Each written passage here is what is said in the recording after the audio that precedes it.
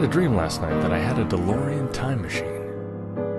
I was at some exotic locale and it looked incredible. I had the hat, the jacket, the hoverboard.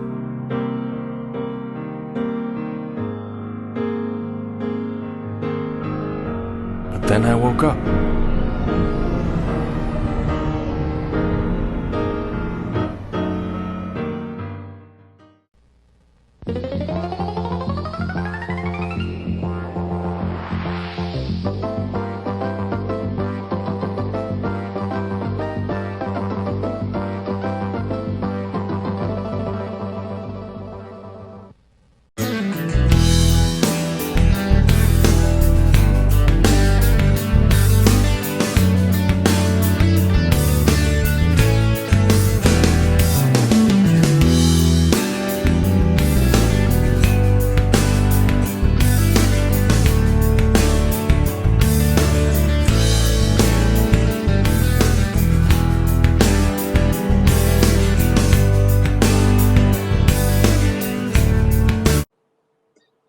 What's going on, everybody? Welcome to yet another installment of the Dads, Not Always on Wrestling, right here on the Jeff Meacham Network.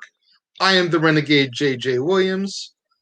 Over here joining me, as always, is Jeff motherfucking Meacham. And we are here today. Valentine's has come and gone, but being is how it is that month. We decided here at the Dads on Wrestling that we were going to take a stab at tackling our picks for the top 10 love songs, as well as a special guest we're going to bring into the studio later on who's going to tackle the top 10 breakup songs. So you're not going to want to miss that. Because clearly neither of us have anything to do with heartache, so we have no idea what a breakup song is about, clearly. Well, no, it's not that, but, you know, as much as I love music, as much as music is a part of me, trying to come up with a solid 10 took a lot longer than it should have. And it just so happens that I have a coworker who's been going through issues in her relationship life. We'll just leave it at that. And there's no better vengeance than a woman scorned. So we figured to extend the invitation. She accepted, and she will be here in the middle of the show to give her breakup songs. All right, then. So, as we do on the non-wrestling weeks, I'm going to throw it over here to you, Mr. Meacham, to take the lead and give us our first list. All right. Well, this is my top 10 love songs. Now, I will say this right off the top. My number one, there are two versions, but they are the exact same song, just sung by two different pairs of people.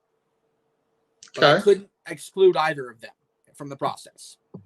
So, anyway, number 10 is one of those where I'm going to show my my old soul here, right?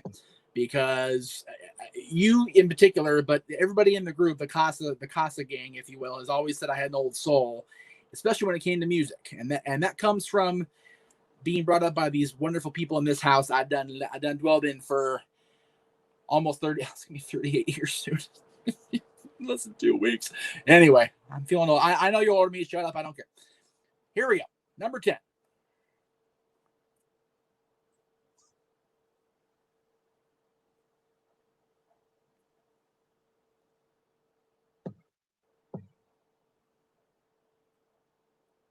Anytime. Bueller.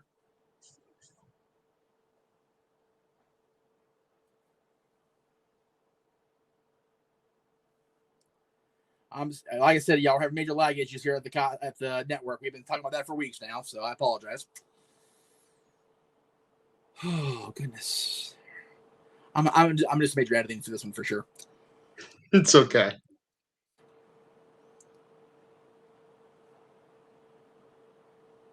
I'm gonna be old as this song pretty soon.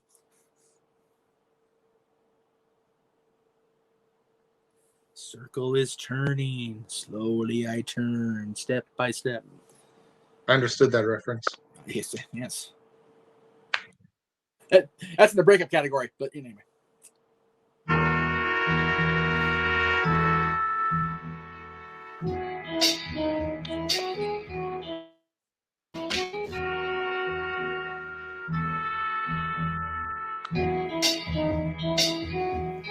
You're just too good to be true. Can't take my eyes off of you. You'd be like heaven to touch. I wanna hold you so much. At long last. First of all, let me just say this.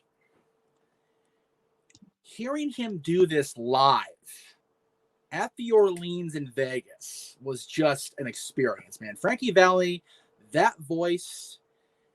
I grew up listening to the Four Seasons, you know, because with my father, because he's a Frankie Valli and the Four Seasons fan. You know, a good friend of mine, his dad was in the later versions of the Four Seasons, so I kind of we go a long way back with Frankie and the boys. So, but this song is just so beautiful. It's so beautiful that the producers of Full House brought Frankie in to sing this to DJ on behalf of Rich Boy Nelson. So there you go. And it's funny that you mentioned that because I can't hear that song without thinking about Heath Ledger and 10 Things I Hate About You. Yes, that's also. I have only seen that movie once. I know I'm a poor Heath Ledger fan. It is what it is. But like I said, 2021 is going to be the year that Jeff sees every movie ever because everybody's up my ass about it. So it's yeah. Anyway, but yeah, Can't Take My Eyes Off You by Frankie Valli, accompanied by the Four Seasons, of course. It's a beautiful song, and this guy is infatuated. He's obsessed. He's completely head over heels in love with this woman. He's so into her. He literally can't stop looking at her and gazing at her. And he knows if he does, his world's gonna end. I think that's just pretty freaking powerful, you ask me. So yeah. All right, now here's where the fun stuff starts, kids, because this song, per a conversation with a very beautiful friend of mine, can go both ways. Because this version of the song is on my love songs list. Her version that she chose, the Whitney Houston version, was on her breakup songs list. And if you don't know what I'm talking about, you don't know music, kids. It's really that simple. I'm talking about one of the greatest ever. If it'll load quick enough for me to do it here, probably not. So I'm just going to keep talking. This song, before Whitney made it all powerful and sang it to Kevin Costner, I haven't seen that movie either. I need to see this. I don't know what I need to say. But before Whitney Houston belted this thing out and made it powerful in the 90s, there was one of the original queens of country that made it her own. It really is her song, in my opinion. It will always be her song. Yeah. I will always love her version of this song. So, she wrote it. It is her song. It is her song, very much so. So it'd really be your song if I actually started playing, but that's just me.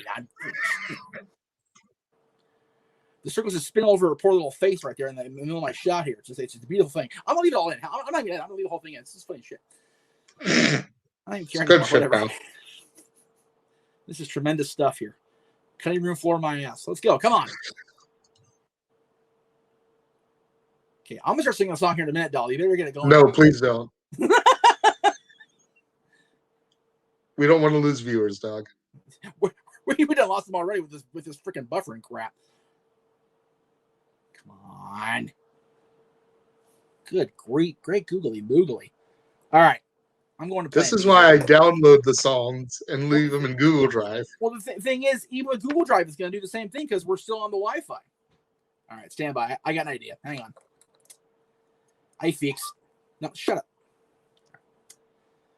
Edit point. Hell with it. All right. Since we're doing an edit point, Laura, I'm sorry in the green. I know you're sitting there idle and you got limited. Oh, I just lost my connection altogether. That's happy. Oh goodness. All right, well, let's try that again, shall we? Good grief. Actually, I don't really need this if I'm not going to be in there. I don't need this. All right, hell with that. All right, cool. All right, we're going to do this ghetto style, as we do at the Casa. All right, here we go. Come on. All right, there we go. Internet, since you. I'm on an Amazon tablet, so I haven't used a Silk browser, so bear with me, kids. Like I said, I'm going to edit all this crap out anyway, so it's all good.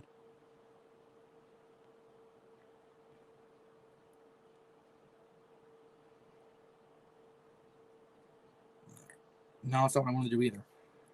Shit. One of these days, I'll get it right. All right. With your permission, Jay, I'm going to go ahead and start my list over. That way I've got... No. That's fine. I don't mind that, but I need... Oh, I'm not even signed in. Are you shitting me right now? This is ridiculous. Yeah, I'm gonna start my list over. So I'll go from when you threw the intro to me, okay? I am so sorry, Laura. I know you can't answer back because I don't have you on screen. I'm so sorry.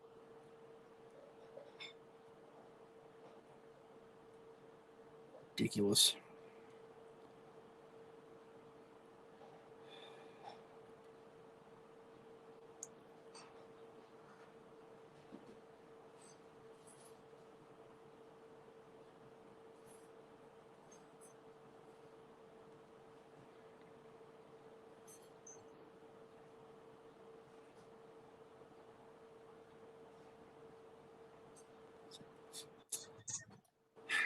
I can't do that right now.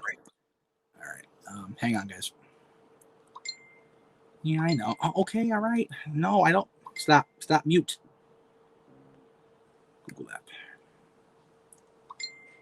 Mute. Oh, it's a shit show. Stop.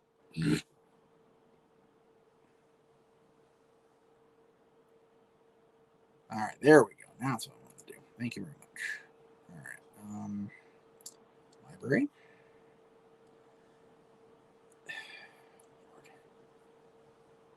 There we go. Nope, stop. Top 10 love songs. There we go. Okay.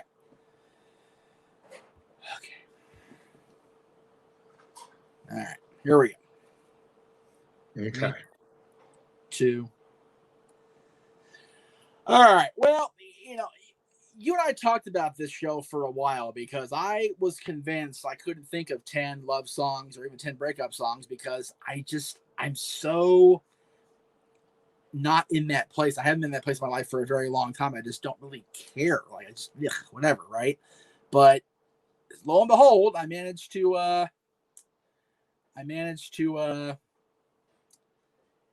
get songs. I was very surprised that how quickly they came. So here we go.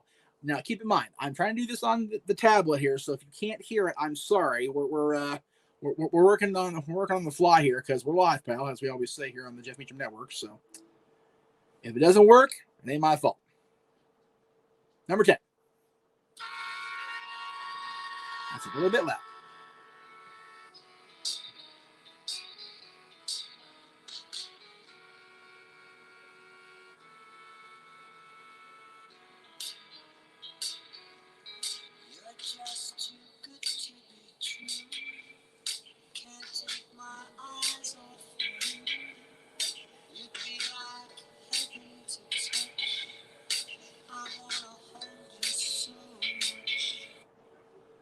Oh, first of all, let me just throw this out there and name drop because that's what I do on this show. On any show I do, really. Not only did I get to hear him sing, shut up, jerk, hear him sing this in Vegas at the Orleans, but because I was acquainted with a later version of a member of the Four Seasons, got to go backstage, do the whole thing, hang out, but just hearing him sing this song live was awesome. And it made me remember a couple of things, and I'll let you do the other one because you're more the movie guy than I am. But I remember him being brought out by that little rich dork Nelson on Full House to sing it to DJ Tanner in the last season of Full House. I thought that was just so cool because as a longtime Frankie Valli, of course, that's Can't Take My Eyes Off You by Frankie Valli. Having him come on a show I adored so much was just freaking awesome. I thought it was really cool. So. Yeah. And, it's cool that you brought that up because I can never hear that song without thinking about Heath Ledger, 10 Things I Hear About You. Right. And again, that's one I've seen, I think maybe once. Again, we're going to have, this is going to be the year Jeff Meacham watches every movie of all time because, just the way it's going to be. And then coming in 2022, Jeff Meacham will have his own movie review show trying to steal my thunder. Because I don't have enough to do as it is around here, clearly. Yeah. I haven't slept since 19. Anyway. But yeah, this song, it is what it is. This guy is so in love with this woman that he literally cannot peel his eyes away from her. And it seems to him like if he does try to pull his eyes away from her, he's going to just completely collapse and not be able to exist properly. That's powerful shit right there. That's heavy stuff. I love that. And Frankie in that voice, man, whether he went way up in the high pitches or just, was, doing the ballads like he's one of my favorite singers ever. And I'm so glad he's a part of so many things I've enjoyed. He's with Grease, he's the albums he's had, the concerts, just amazing. All right, number 9 is where it gets a little fun, kids. Okay. My number 9, the version I chose of the song is on my love songs list. Our dear friend Lisa up there in the Great White North, the version she picked of the song is on her breakup list. It's just, the song, I guess, goes both ways. I didn't think about that, but it really does. Now, she picked the version that was released in the 90s by a singer who's no longer with us. I chose the version that the original version, the one that wrote it, who I think she's going to live forever, and if she doesn't, parts of her definitely will because she's a cyborg. It appears to me. Anyway, I love her, and I love this song.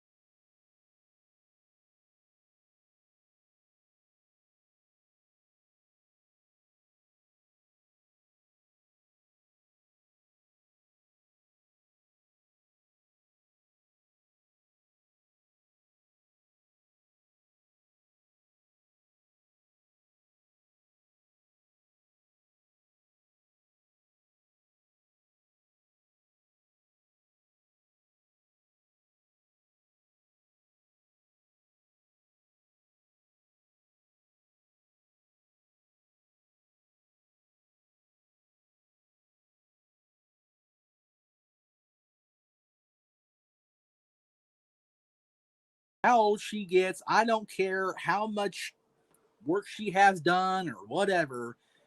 Dolly Parton's voice will always send my heart a swooning. And that song and Jolene and just, good grief. But you can see, if you listen to the whole song, I can definitely see where the breakup stuff comes in, especially when you think about the story behind that song. Yeah. Because she literally sang it to Porter when she was trying to bounce. She's like, I love you, but I gotta go do my own thing. And of course, Whitney's version and the Bodyguard, same type of thing. It was like, good. So I get it, but it is very much a love song as well. She is expressing how much she loves this person. She just, so it definitely can go either way. I totally see that. All right. Now my number 8 is going to be the first of 2 times this woman appears on my list. Okay. So there's that right off the bat. If I end up finding that one person to go through the rest of life with, and I actually stand at the altar and say that, this song is going to play at my wedding for sure, because hopefully it'll be someone I've known long term, and this song will apply. But we'll see how it plays out if we get there. When I first saw you, I saw love. And the first time you touched me, I felt love.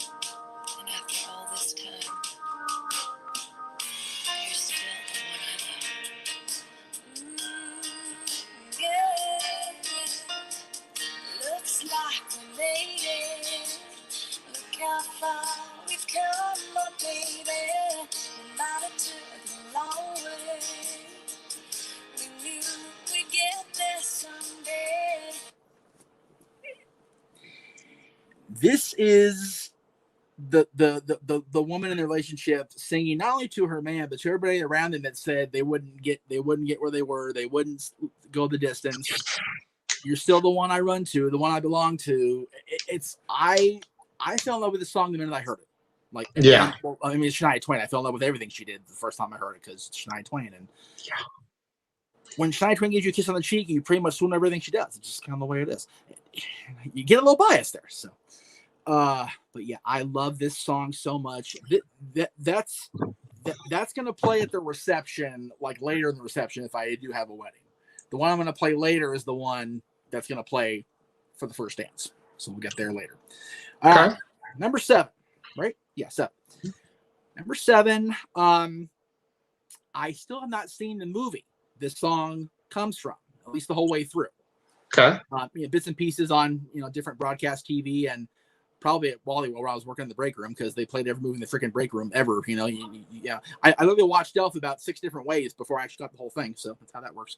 But this movie, I still haven't seen the whole way through. But this song is powerful, and the voice, like, you don't think of this person as this type of song, this type of singer, but he pulls it off, and the band pulls it off, and God bless him for it, man.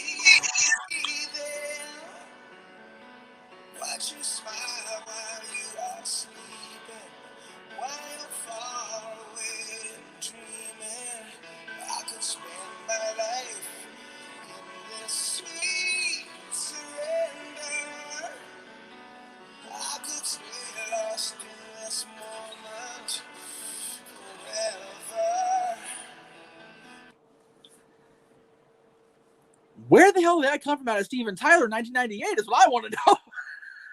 Like, that is not a typical Aerosmith song at all. Like, at all. But damn if it isn't a hell of a song. I Don't Want to Miss a Thing from the soundtrack of Armageddon, of course. Which, of course, when you think of Armageddon on wrestling, you think of, Rikishi falling off Hell in a Cell, but that's beside the point. I don't want to miss a thing. I don't want to miss the hay bale in the truck because I'm going to die if I do. Anyway. Right. Jeez. That's a big Samoan off that truck. Ooh, man. Anyway. But yeah, this song, again, it's one of those things where I don't have the context that it fits into the movie, but the song itself is just so damn good. And Steven just belts this thing out, man, and God bless him. And it's a beautiful song from start to finish. I could stay with just to hear you breathing. Like, the first line is like, damn. It's been a long time since I've seen Armageddon all the way through. Right. But if memory serves me correctly, I Don't Want to Miss a Thing basically serves as the recurring theme between Affleck and Liv Tyler's character. Right. Because Liv Tyler plays the daughter of Bruce Willis. Right. And Bruce Willis obviously has issue with Affleck dating his daughter, and like most men would, most dads would. But One, two, three, and then when the team has to go to try to take care of this thing, right? It's like, I don't want to miss anything with you. Yeah, we have to be apart for this time, but I really don't want to miss a thing. Right. It's God, it's crazy. All right. 6. Number 6 is another oldie but a goodie, as Marty McFly would say. I'm sorry, Calvin Klein would say back in 1955, before he turned it over to Marvin Berry and the Starlighters. I have a story about that off air, but we'll talk about it later. All right, I'm just going to play it because it gets in the right way.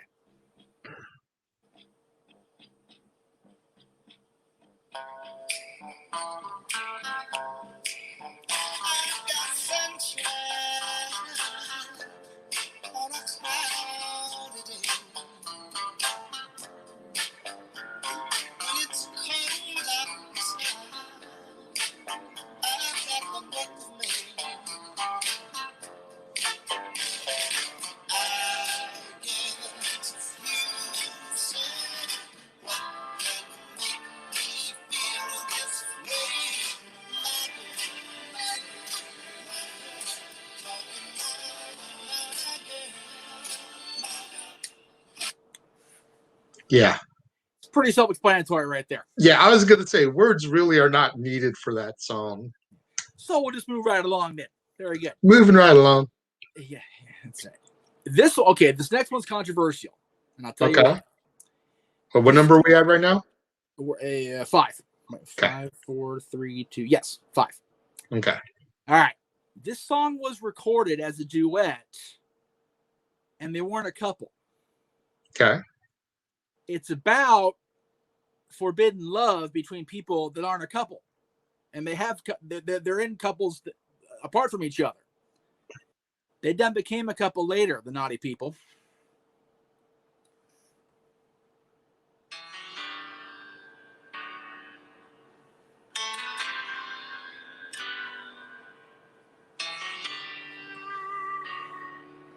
And I love them both, for the record. In another's eyes, I'm someone who loves her enough to walk away from you. I'd never cheat. Bullshit. I would never lie. Nope. In another's eyes. Yeah. Oh, Lordy. In another's eyes, I can do no wrong. And he believes in me, and his faith is strong. I never fall, or even compromise in another's eyes. All right. Now, we all know. Let me just say real quickly. Okay. Because I believe you've seen them live. I don't know if I saw Trisha because I don't think she was with them Okay. before. If you've never seen them do this live, it is such an experience to watch them do this. I know. They are sickeningly, grossly in love with each other. It's make you want to vomit love. It's really gross, but And dare one say they always have been. Exactly. Going back to his early albums, she sang backup on them. Yeah, I mean, with all respect to Sandy, and I forget who she was with. I forget her husband. I'm sorry. I apologize. But it's like, come on, y'all. Come on. How do you not acknowledge it in the moment? Okay, sorry, y'all. We're done.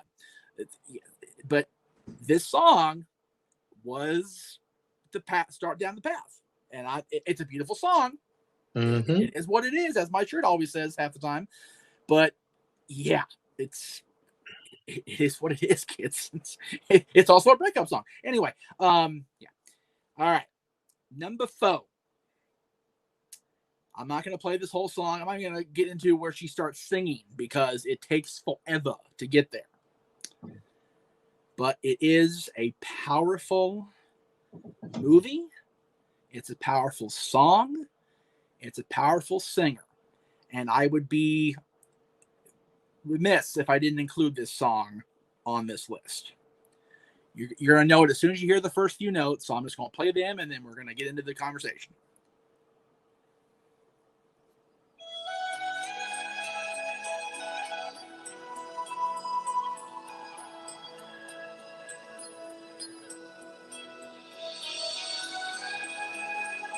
That's enough of that. First of all, I'm going to start crying. 3-hour-long movie, 2 VHS tapes. Yeah, we had this discussion. yeah. If anything is more powerful than the story, if anything is more powerful than the actual real life thing that the ship went down with people on it and off of it. Time out real quick. If y'all don't know what song it is by those opening notes, y'all just need to turn the show off right now. Bye. You are too young for this show. Good night, kids. We'll see y'all later. My Heart Will Go On by Celine Dion, the song from Titanic. And no, I don't mean the freaking documentary or what, 1997, the original $1 billion movie. All right, so let's just throw it out there. And if you went and saw it in the theaters, God bless you, because you didn't get to go pee-pee for 3 hours, and you have a wonderful bladder strength, so good for you. But this song, like, okay, I said other songs were powerful. Jiminy Christmas, man. Yeah. Like, the song is powerful enough. The music video they attach behind her is ridiculously powerful.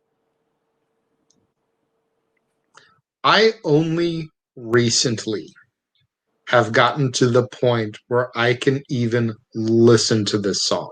Right?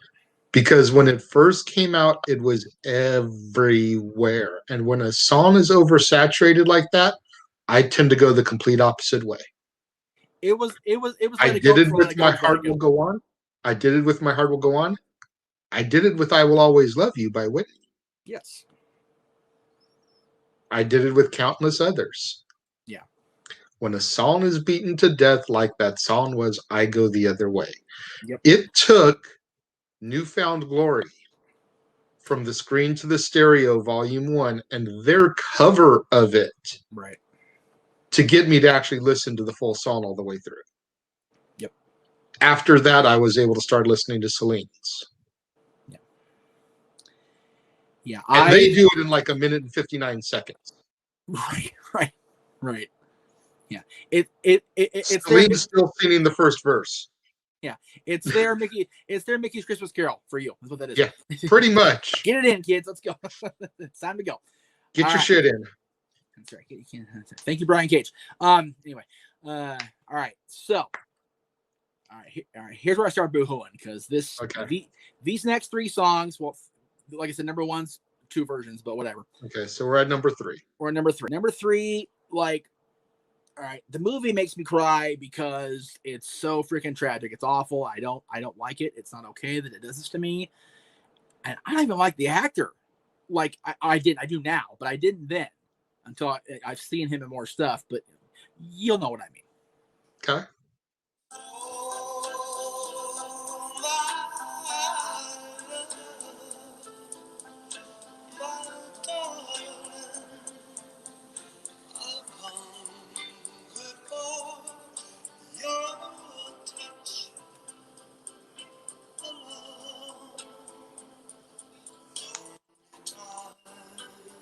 All right, enough of that.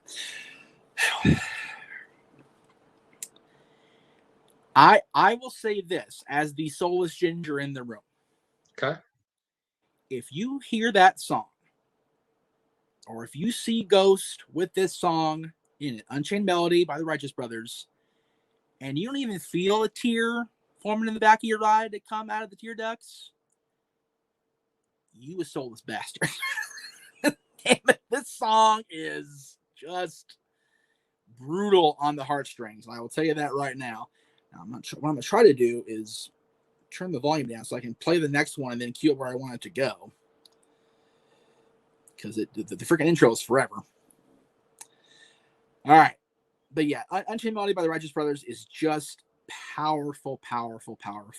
And those guys, the voices alone, those guys are just like, they can sing the phone book and make you cry at your wedding. Like, for real. It's absurd. Seriously. It's terrible. It really is. All right, let me see where I'm at here. Try to do a little edit point here. Okay, I need volume. Hi. Can you not? Nope, not didn't have it. Let's see here. Let's go. I think we're right there. Let's try that. No, go back.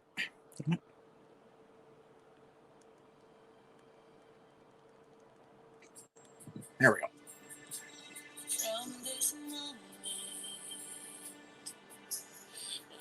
has begun.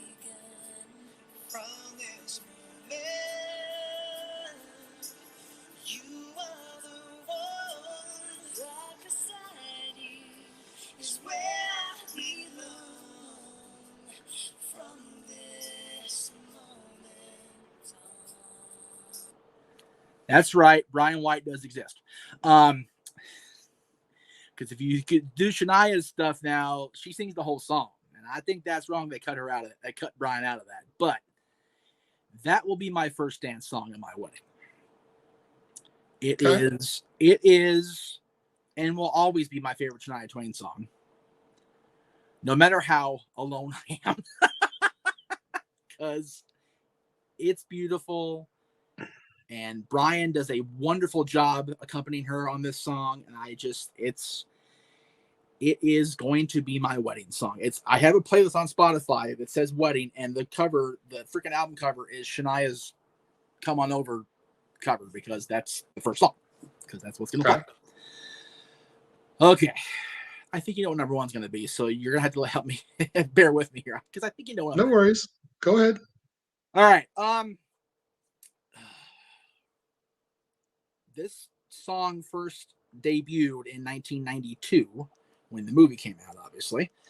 And I've always liked the song. Let me just be clear on that.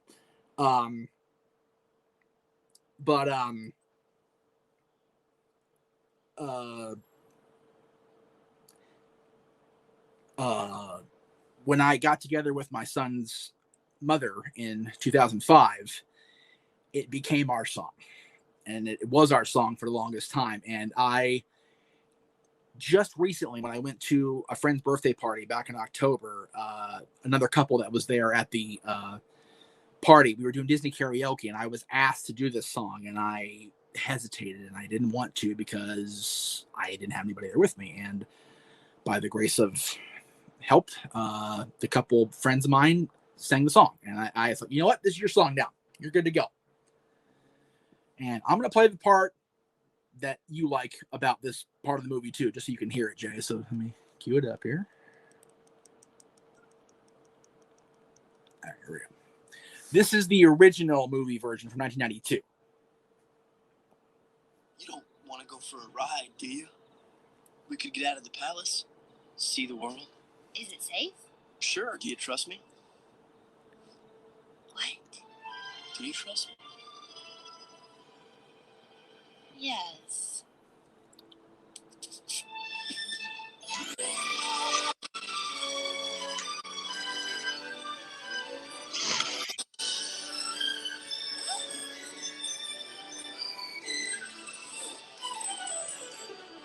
can show you the world, shining, shimmering, splendid.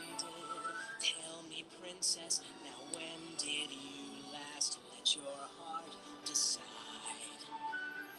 I can open your eyes, take you wonder by wonder, over, sideways, and under, on a magic carpet ride. Damn them Arabian Nights, making my heart all flustercated here. It's a whole new world. It's from Aladdin. Duh. Yeah, it always gets to me. It will always get to me. Always, always, always. But what I found fascinating, eternally fascinating, was when the live action movie came out a couple years ago, whatever it was now. I was prepared to hate the whole thing because, you know, Robin wasn't in it, and, you know, it was going to be a wholly different thing. And damn, it really impressed me. And their version of this song really impressed the hell out of me. Yeah. See if I can get it where it's supposed to be here, hopefully. Magic carpet ride, a whole new world, a new fantastic point of view. No one to tell us no, or where to go, or say we're only dreaming. A whole new world, a dazzling place I never knew. But when I fly up here, it's crystal clear.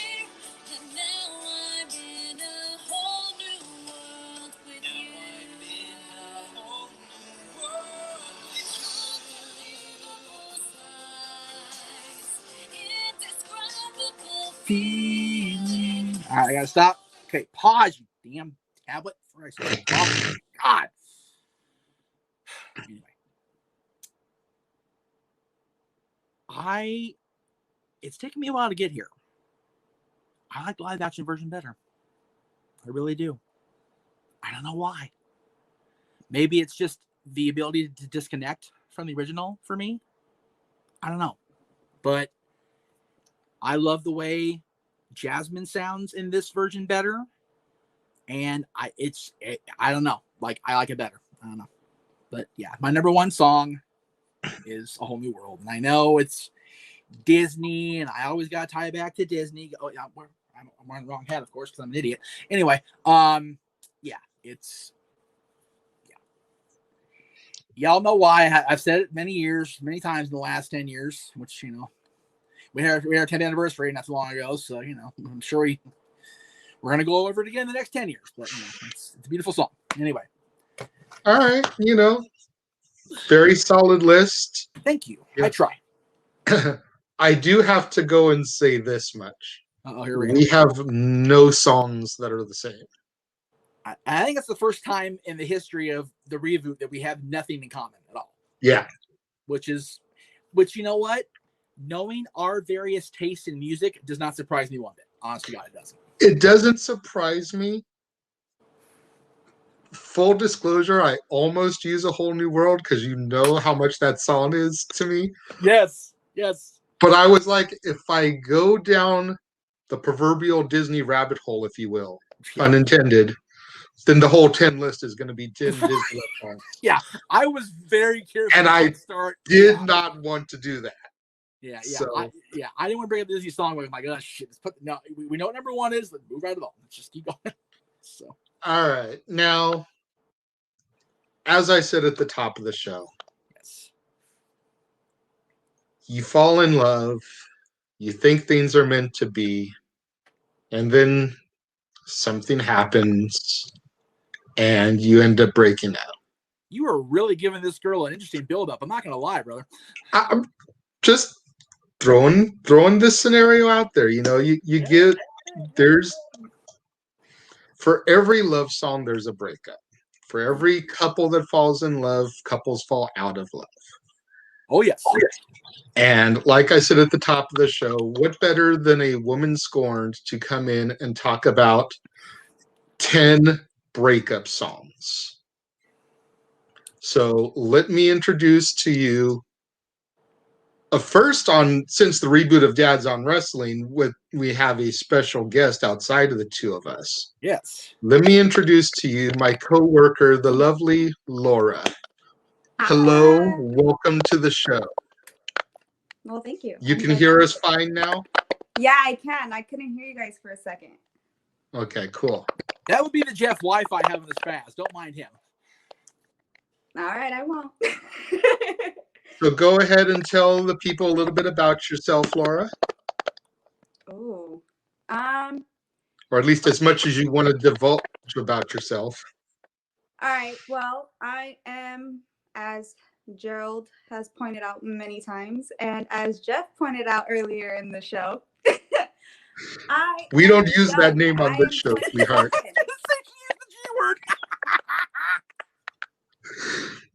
You see what it says over here by my name? That's what we use over here. I'm the young one. I'm 27. Okay? Oh boy. Yeah. Oh boy. So you guys are over here talking about love. And I'm just like, why have I gone through all this already? And I'm only 27. Hold on. Let's just say I know a lot about breakups. Oh, terrible. I know the good ones, I know the bad ones, and I know the toxic ones. Did you show her home movies again, JJ and me? I told you not to do that no more. Trust me, this is just from her own life, her own experience. She's such a baby to have all this pain. That's terrible. Oh. I know, right? No. Oh. No.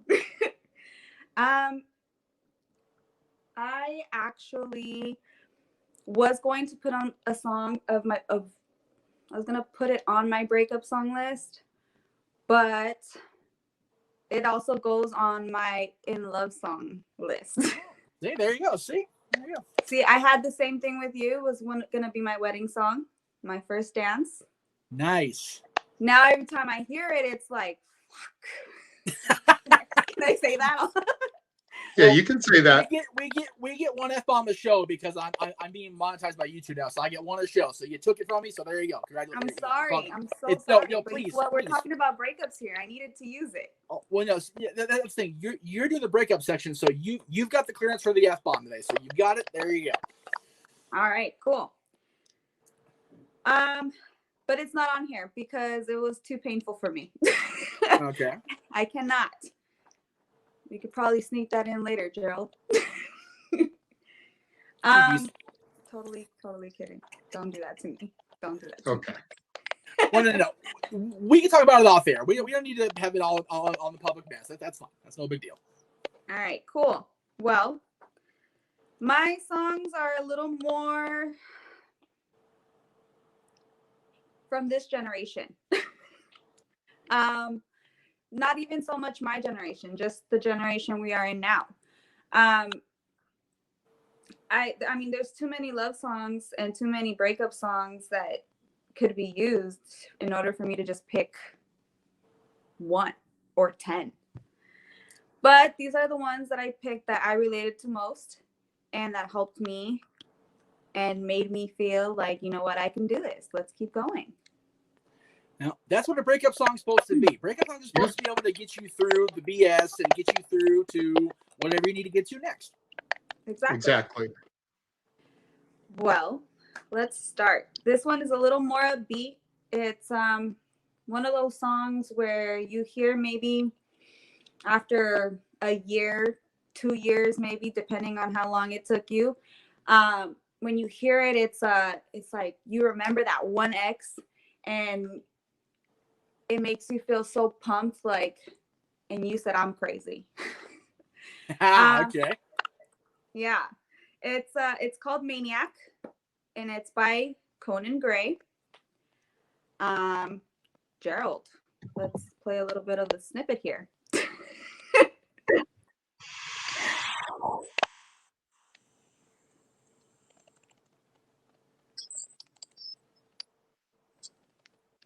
I think Gerald is having technical difficulties too. Yeah, I'm not hearing a thing, Jay, for the record.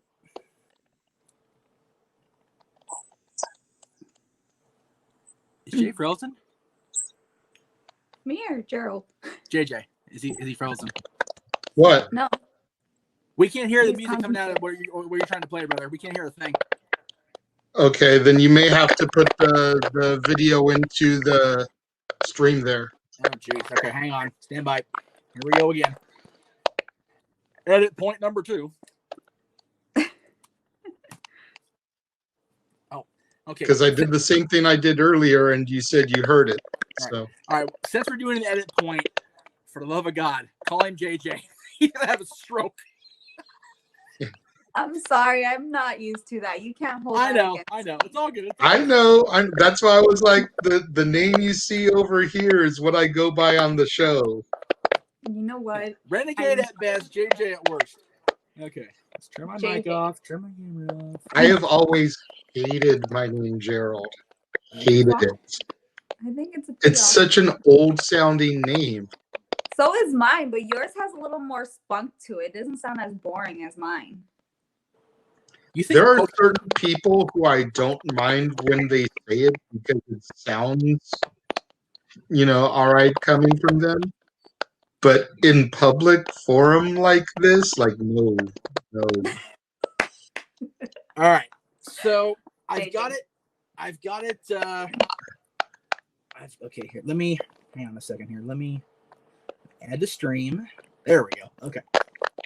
All right. So let me get us back where we need to be. All right. You should be able to play number 10 now, Jay. So let's, Laura, go ahead and redo your intro for number 10. Well, it's called Maniac by Conan Gray. JJ, hit it. You were with your friend when the alcohol kicked in. Said you wanted me that stuff. You show up at my home with a shovel and a rose. Do you think I'm broke? Cause like you always know like what we can't have, but I'm past that, and you know that's the rush. You left out in a rush. Tell all of your friends that I'm crazy, won't drive you mad that I'm such a stalker. I'll watch a side and tell them you hate me. I'm just gonna ask you why didn't you call me and tell me you want me back. You made me happy. Well, yeah. I mean, come on. Do you hear it? Yeah, that's Do you hear it? I heard it. Oh, I mean, heard it. come on. And That's a yes. well, say that again, Laura. Say that one more time. It's just one of those songs you hear and then you're just like, yes, like that's it. That Exactly. right there. Yep. Yep. Okay. Starting this off powerful. I love that. That's awesome. Very cool. It's definitely a catchy beat. She told me Yes. that she was torn between two songs for her 10. Yeah. And I listened to them and I was like, that one. Yeah. Yeah, I was. I mean, like I said, it's so hard to choose from. All right, number 9. Number 9 is that feeling you have after a breakup where you just want to keep messing with them even though you know they're no good for you. Oh, geez. It's that I want you because I'm so used to you, but we don't know that. We don't know that. We don't realize that that's a way later. That's what it is. Okay.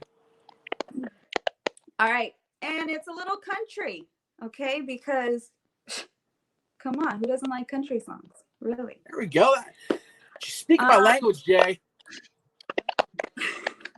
Here we go. It's called Relapse by Carrie Underwood. Hell yes.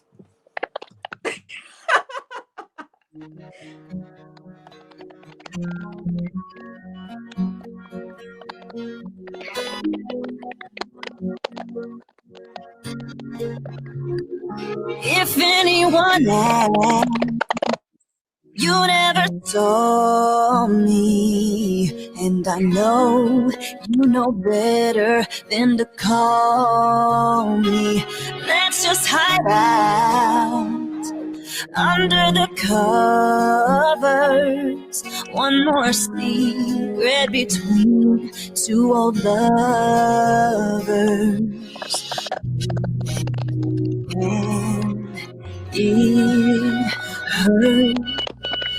I'm up on you. I am in love with you. One or two little tips. I'm alright. I can quit you. Someone I don't have to have you. I don't need to need this to don't think I'm coming back. It's just a relapse.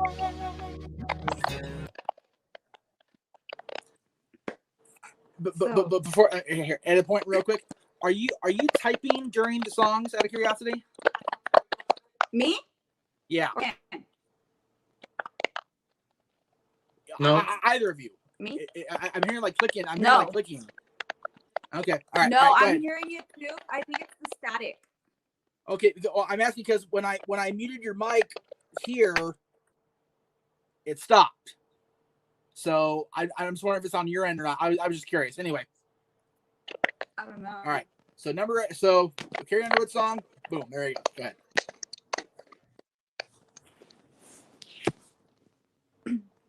Well, I mean, it's relapse. Like you just go back to them knowing that they're no good for you. And it's really just to use them in the sense of, hey, like I'm comfortable with you. So I just need you to do this real quick for me and then I can leave and act like nothing happened. But come on, really, I mean, who Can we really do that? Is that really something that we should be doing? No, Jeff. No, It's a but bad it's Jeff. real. I'm sorry. Go ahead. No, but I mean, it's real. It's Oh, something totally we is. all do. Totally is. I mean, if you haven't gone back to your ex just to use them for sex, I mean, really your ex?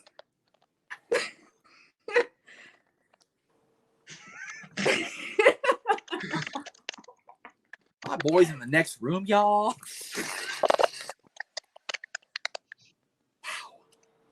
All righty then. We get personal on the dads today. Okay, very good. All right, let's.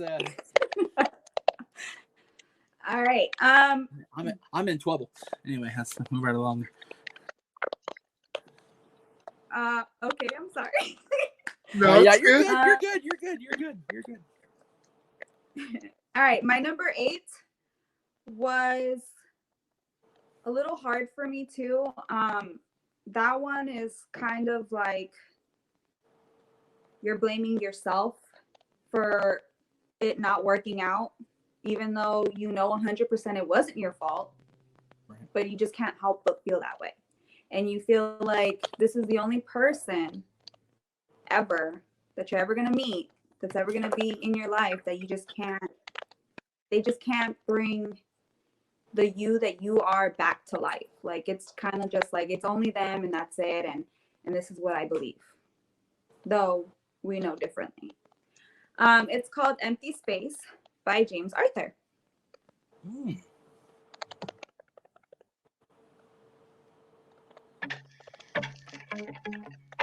I don't see you. You're not in every window I look through. And I don't miss you. You're not in every single thing I do. I don't think we're meant to be, and you are not the missing piece.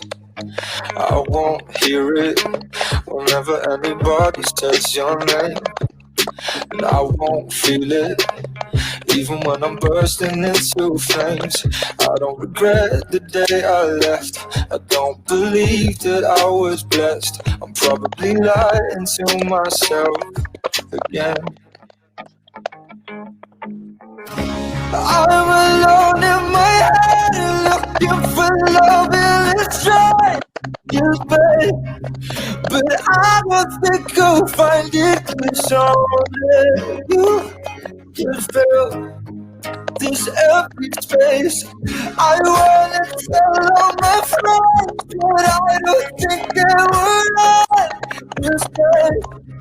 It's something I've decided, 'cause only you can fill this empty space. You're right there, Yes. Jeff? You're over there nodding your head. Let's just keep going. I mean, who hasn't felt that way, right? Right? I mean, Jesus. Yeah. JJ, you're pretty quiet. I'm just kind of taking it You all alright? in there, you know. It's like Just vibing? I said, she tried to give me these songs to listen to and just download and present on my own, but I never got around to doing it. So hearing some of these songs for the first time, I'm just like, wow, okay. Just kind of taking it all in. Yeah, because we're on that hot girl shit, we gotta get pickups, not cry me a river. I almost picked Cry Me a River for breakup songs. That was too easy. I'm not hating on the song. I love. Oh, I'm not either. No, I'm not either. I love everything. I love all types of breakup songs. I think some more speak to you more than others, and yeah, definitely. Okay, well, my number 7. Wow. That one is a few months after a breakup, and you get that text from your ex. The one that says, "I miss you," or "How are you?" or "I still love you." Sometimes you may even get a big paragraph. Or sometimes it'll be a very simple question where it's kind of like blows up in your face because it's like that one simple question just threw your whole relationship again into your mind, and it's like, wait, hold on. It's called Remember That Night, and it's by Sarah Case. Oh, jeez.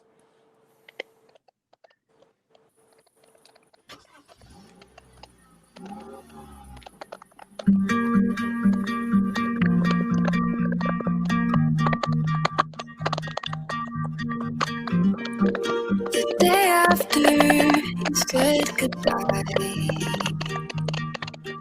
all I did was lay in bed and cry.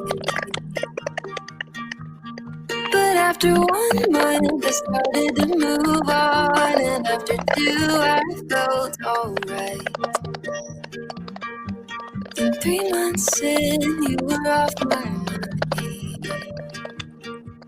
In month 4 and 5, I was living my life. I was better and didn't have to try not to think of you until you reached out and said, remember that night. We went for a drive, 2:30 in the morning. I guess it was boring. We held each other tight before the night was over. You looked over your shoulder. Oh, I was doing fine. You said, remember that night. Remember that night.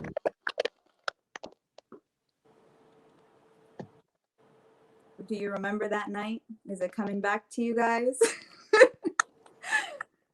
This is the wrong show to have both of us on. I'm throwing it out there now. Not good.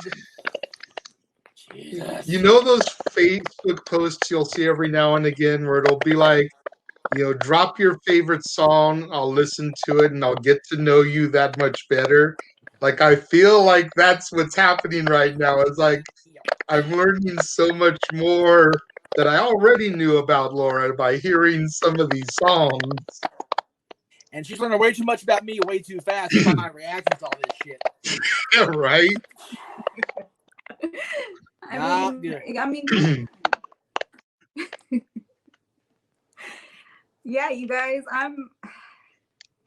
imagine if you feel this way, imagine how I feel. These are songs that, shit, hold on. I was gonna say, jeez. Number 6 for me is, it could be a love song, for real. It really can be, depending on how twisted of a love you have. Oh, jeez. That's a hell of a build-up. I'm scared now for that one.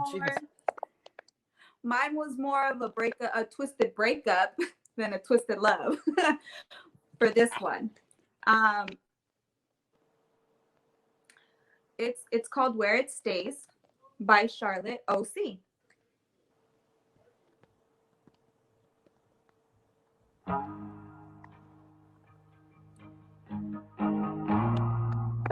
For those emotionally clueless people.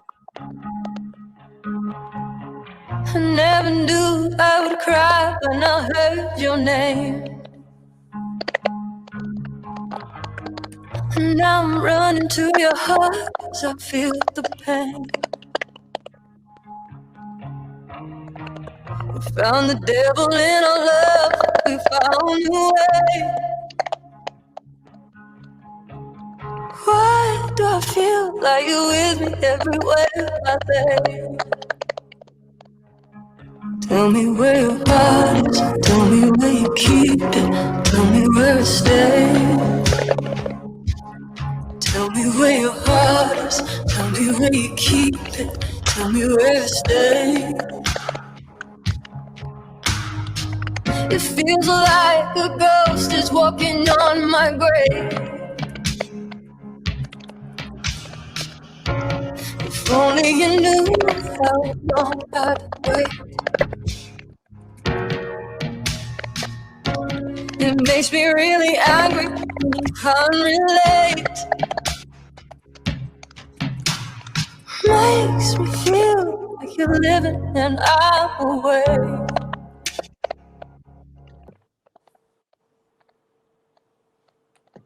So, have you ever had that partner where they're just emotionally unavailable?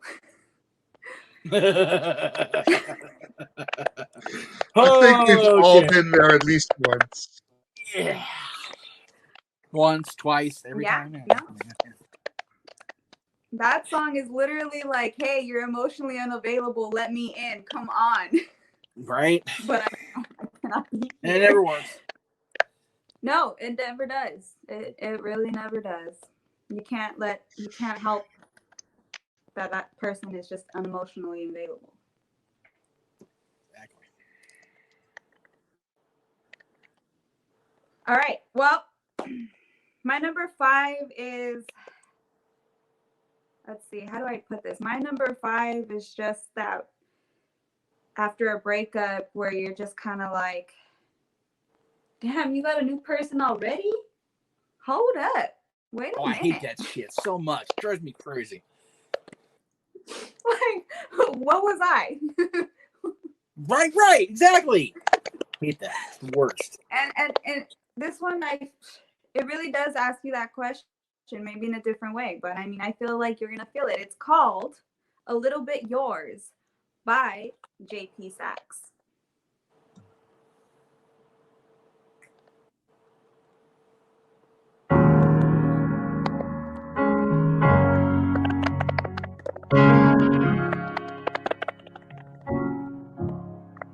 You found someone new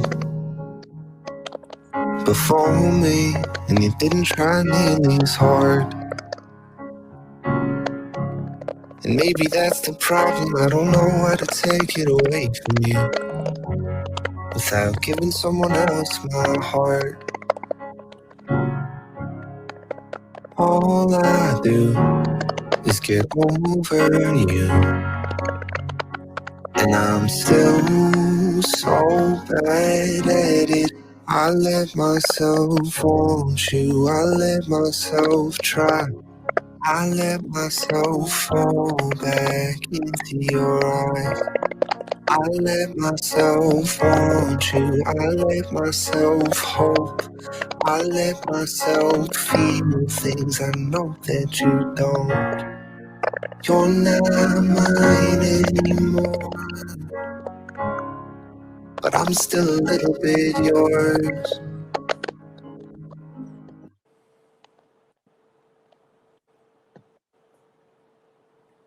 Well, Wow.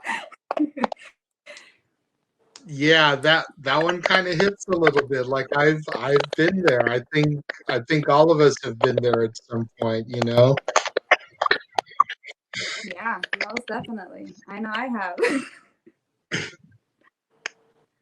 Well, Jeff, are you okay? Are you hanging? I got nothing. I got nothing.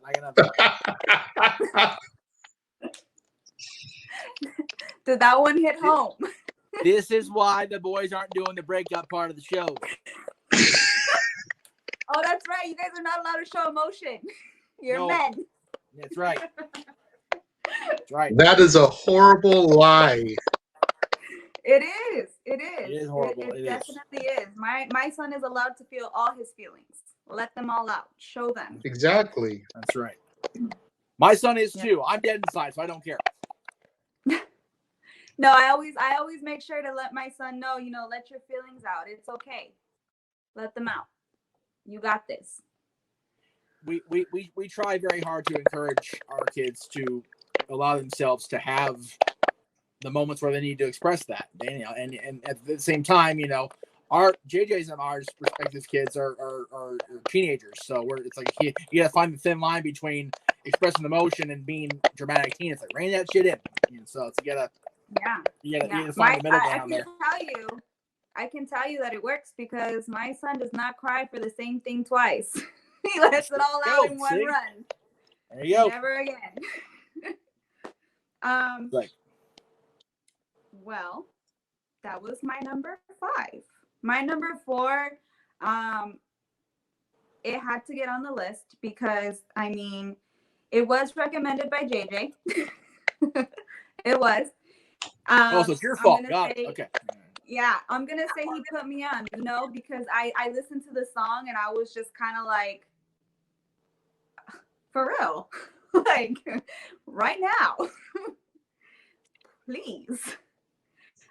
It's called "Get Over Yourself" by Kelsey. I don't know how to pronounce her last name, so do not come for me. It's Ballerini. Yes, Ballerini. You threw. Okay.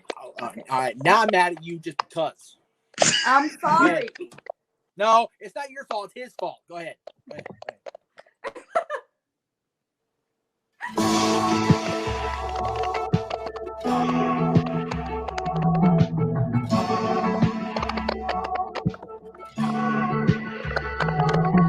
You saw me drive by your place last Friday, but don't make too much of it. It's just on my way home.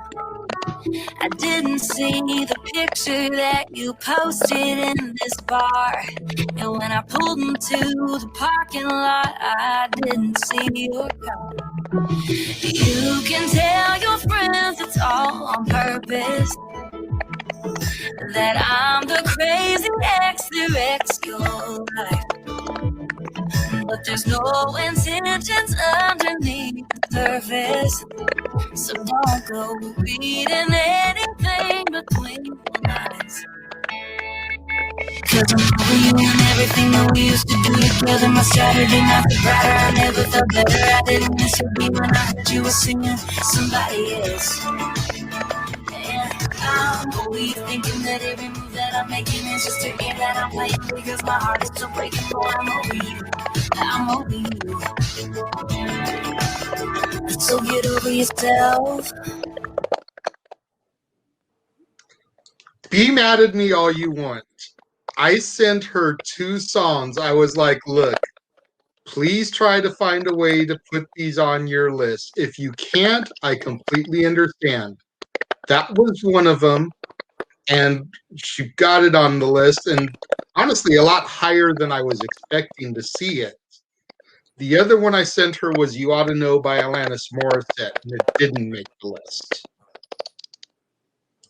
I just felt like out of all the songs that I had come up with as far as breakup songs go, those were the 2 definites that I felt should be included somewhere. Yeah, Kelsey's Kelsey's the Kelsey's a soft spot for jazz. Damn. Well, everybody in my circle knows how much I adore Kelsey. Yes. And that song was not a single, it's just an album cut. But when she comes into that hook, and starts speeding things up, I'm over you and everything we used to do together. My Saturday nights are brighter, never felt better. I didn't care when I heard you were seeing someone else. It's like, do you, boo? Go. I'm over you. Exactly. That's when we finally understand that loving ourselves is way more important than loving anybody else. And once you do that, I think once you fall in love with yourself, I think that's just it. Like, can't nobody beat you, because there's nobody better than you in your mind. Exactly. My best female friend in this world spent 2020. She set a goal at the beginning of last year to get through the year and purposely not have a relationship, because she wanted to try to find out who she was. Because she'd always been one of those people, kind of like my son's mother to a certain extent, where she was always defined by him, and she acted how she was when she was around him. And my best friend was like, nah, I need to find me again. And damn it, she went right through the whole year. And this first part of this year, I see her confidence posts going higher. I see all, her belief in herself has increased exponentially. It's like songs like that is what makes me think of things like that, because it's and it goes for all genders. Like, if you go through so much relationship bullshit and you start losing yourself, you need to take a step back and go, whoa, screw that shit. No, I need to be about me right now. And Mhm. it took me a long time. JJ was with me along the ride for a good chunk of it. When my son's mom and I broke up, I was, okay, 2 F-bombs, screw it. I was fucked up for a long time. And it took me a long damn time to even remotely want to even go on a friggin' date, go sit next to somebody of the opposite sex in a movie theater or a concert or something. And I got there, and it was a struggle, but I did it. And I had to make sure that I had myself back. I didn't do that. That was the problem. Now I'm in the spot where I don't worry about, it's like, I got me, I got my boy. If somebody comes along and we click, cool. If not, oh well, I'm good. And that song is somewhere in that vein. I love that song. I'm mad at you for throwing Kelsey at me because Kelsey's voice just melts my freaking ginger heart. But it works for this scenario. Absolutely 100%. And I really wanted to use the live version of that song from when I saw her at the fair, because it's the only version to date that I can find where during the final chorus, she doesn't say that I'm the crazy ex. She says, I'm the crazy bitch that runs your life. No other version on YouTube has it, even live versions. I've only ever heard it in the version where I was there. The quality just was not up to par, so I had to use the album version. Right. Because I feel like that one statement just really defines how sassy she's trying to be about the whole thing and how sarcastic. Like, go ahead, tell them I do it on purpose. That I'm the crazy bitch that runs your life. Think I'm bitter. I don't care. Yeah, it's so funny how these girls, break into country and they're all, sweet and they're all, good little country girls. Taylor Swift was a great example, and now Kelsey was all sweet and innocent and all, being all cool when she came in. She started to go down the Taylor route where she's starting to, all right, okay, well, now I got my foot in the door. I'm gonna start showing how much of a bitch I can be if these guys don't stop messing around with me. So I dig it. Thank you for including that one on your list. Well, yeah, I mean, it kind of hit home. I was just kind of like, no, for real. Get over it. Nice. Fantastic. That's cool. My number 3 is a pretty sad song to me. I don't know how many times I've put this song on repeat, taking a warm bath with a candle, okay? Trying to just, oh my God, this song where I want to cry, where you just have those moments where you just want to cry and let it out. I don't know if you guys have that moment. I'm not saying you guys don't cry, but you guys all, I don't know. I'm a girl.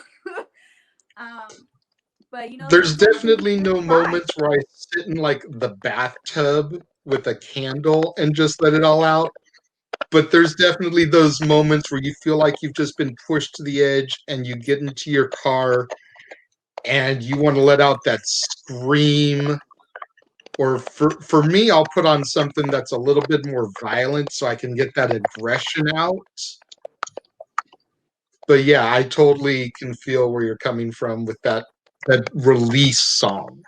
Yes. Yeah, no, that's my bathtub song. My in the car, as soon as I get in the car, I hit the steering wheel, I scream, I shake, and then I put my music on. But number 3 is called River of Tears, and it's by Elisa Cara.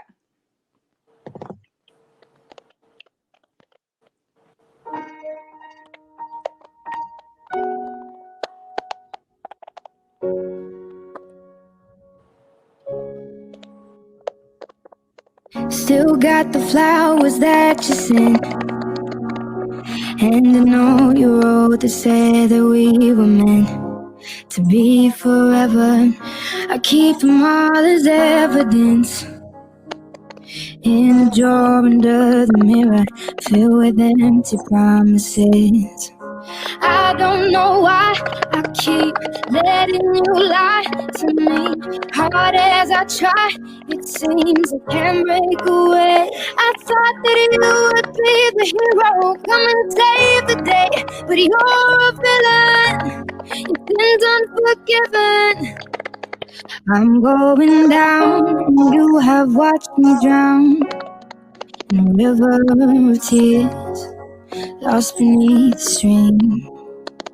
Under the waves, I found the strength to take. The river of tears has washed me clean. Go ahead and wish me well. I'll cry and wish you well. I'll fly before I fail. I'll set sail and drift away, so I won't need you here. Love sinks and hope floats in a river of tears.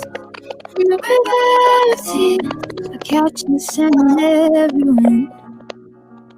And I recall the love we had, I can't pretend. I mean, that's just like a relief song to me, you know? I can definitely hear where you're coming from with that, especially the way the piano starts at the beginning of the song. It's definitely just like a kickback, put your head back and just Exactly. I can feel it there. Exhale the bullshit.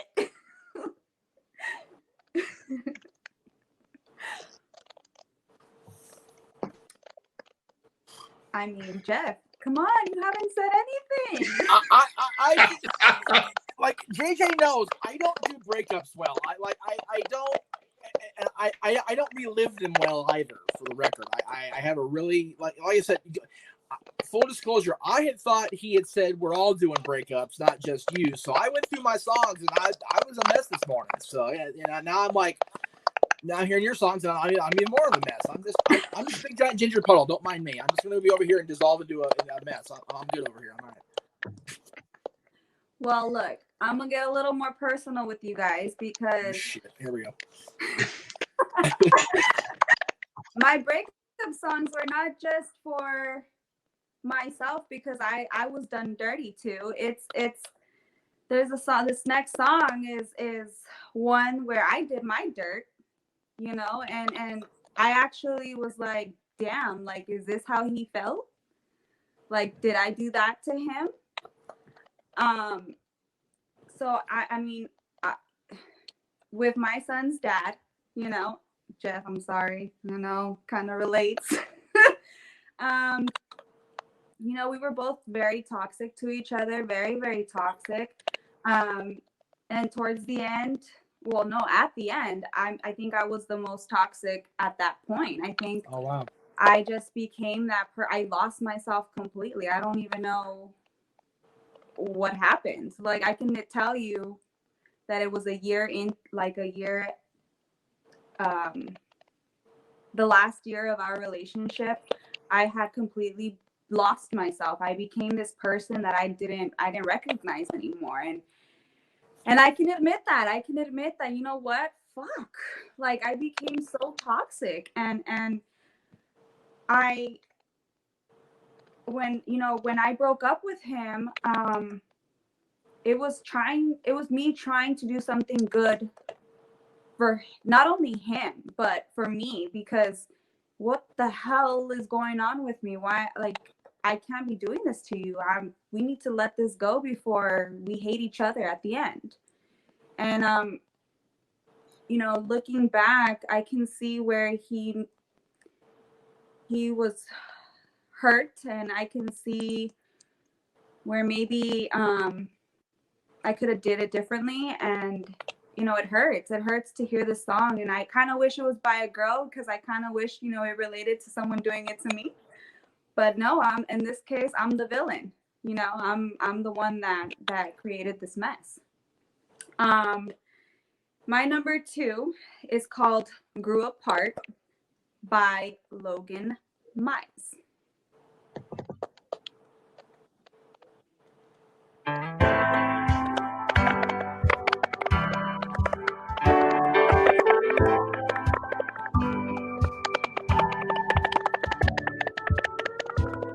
I don't tell him all the things you said.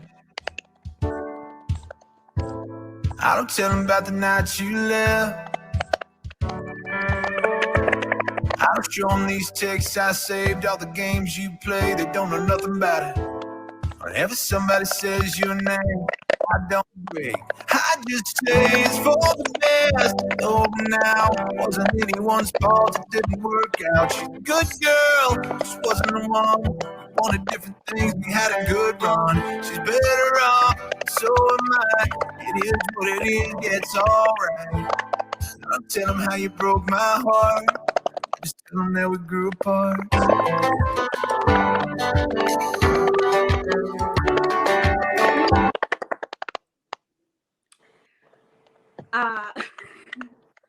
You know, if you listen further into the song, I honestly, it says, I won't tell them, you know, I tell them that we grew apart, meaning everybody that asks. But I always, in my head now, when I hear the song, I always say that he's saying to my son, like, you know, we just grew apart, you know, we weren't the same anymore. I feel like he would sing this song to our son, you know, to not make him hate me sometimes. But you know, it's funny you said that, Laura. That's so key. And we're gonna go philosophical here as we get in the 90-minute mark here, but that's okay. If you're in a relationship and you go through a breakup and you got kids involved, you gotta make sure that whatever is going on with y'all is not going on with the kiddo. Like, with the kiddos there, you gotta make sure that, like, the kiddo thinks that they know it all is not well. You're not in the same house. Shit ain't going the way it's supposed to go. But you don't talk down about the other side, because that just makes them feel like they have to choose between what we think is right and what they think is right. And it's so toxic for the kid. I know. I lived it. I live it now. It's crazy. It's crazy. Yeah. And I can't stress enough, if y'all are watching this, we just passed Valentine's Day, so you probably either conceived one or you've got one already, and you're being all lovey-dovey with each other right now. We'll see you in 9 months. Y'all split up. What's that? I said we'll see you in 9 months. Right? Yeah, exactly. Yeah. We'll see you in November, Thanksgiving, when you're eating turkey. Anyway, if y'all are going through some shit and heading toward disaster, don't drag your kids down with you, man. It ain't about messing them up. Get your own shit together and preserve them. That's the key. All right, there you go. Yeah. Go ahead. Remember, guys, they left you. They didn't leave your kid. Exactly. Thank you. Yes. Okay, yes. Let's just put it there. Keep that in there. It's not the kid's fault. Your headspace got all screwed up. Exactly. You know, he's a great dad. I can't say anything bad. You know.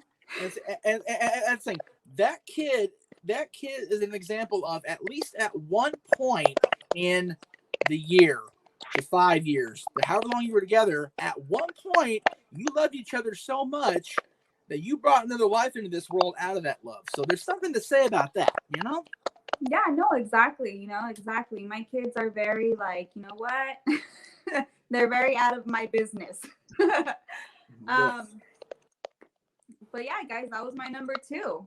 I really do suggest, Jeff, you go listen to it, pretend I'm your baby mama for a moment, and get that apology back.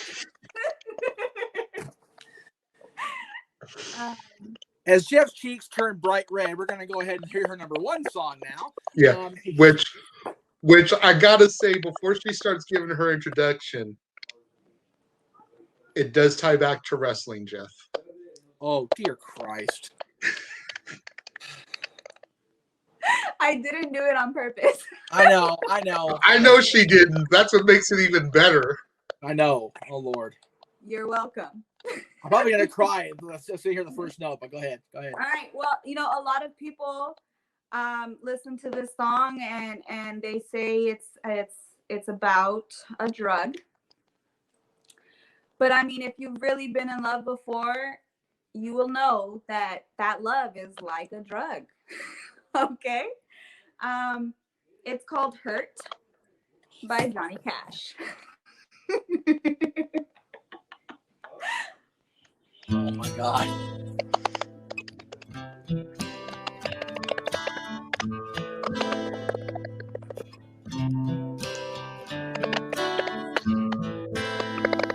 I hurt myself today to see if I still feel. I focus on the pain, the only thing that's real. The needle tears a hole, the old familiar sting. Try to kill it all away, but I remember everything. What have I become? My sweetest friend. Everyone I know goes away in the end. And you could have it all. My empire of dirt,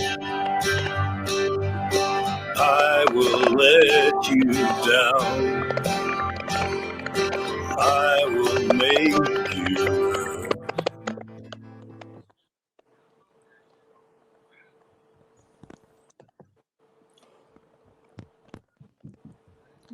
Wow.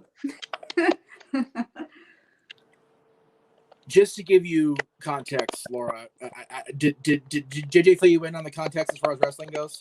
No, not yet. She sent me the list last night. I downloaded the songs, and this is the first I've really talked to her since she gave me her list. Okay. Let's see. You're 27, so you would have been. God, I don't even want to say how old you are because it makes me feel like a freaking old geezer.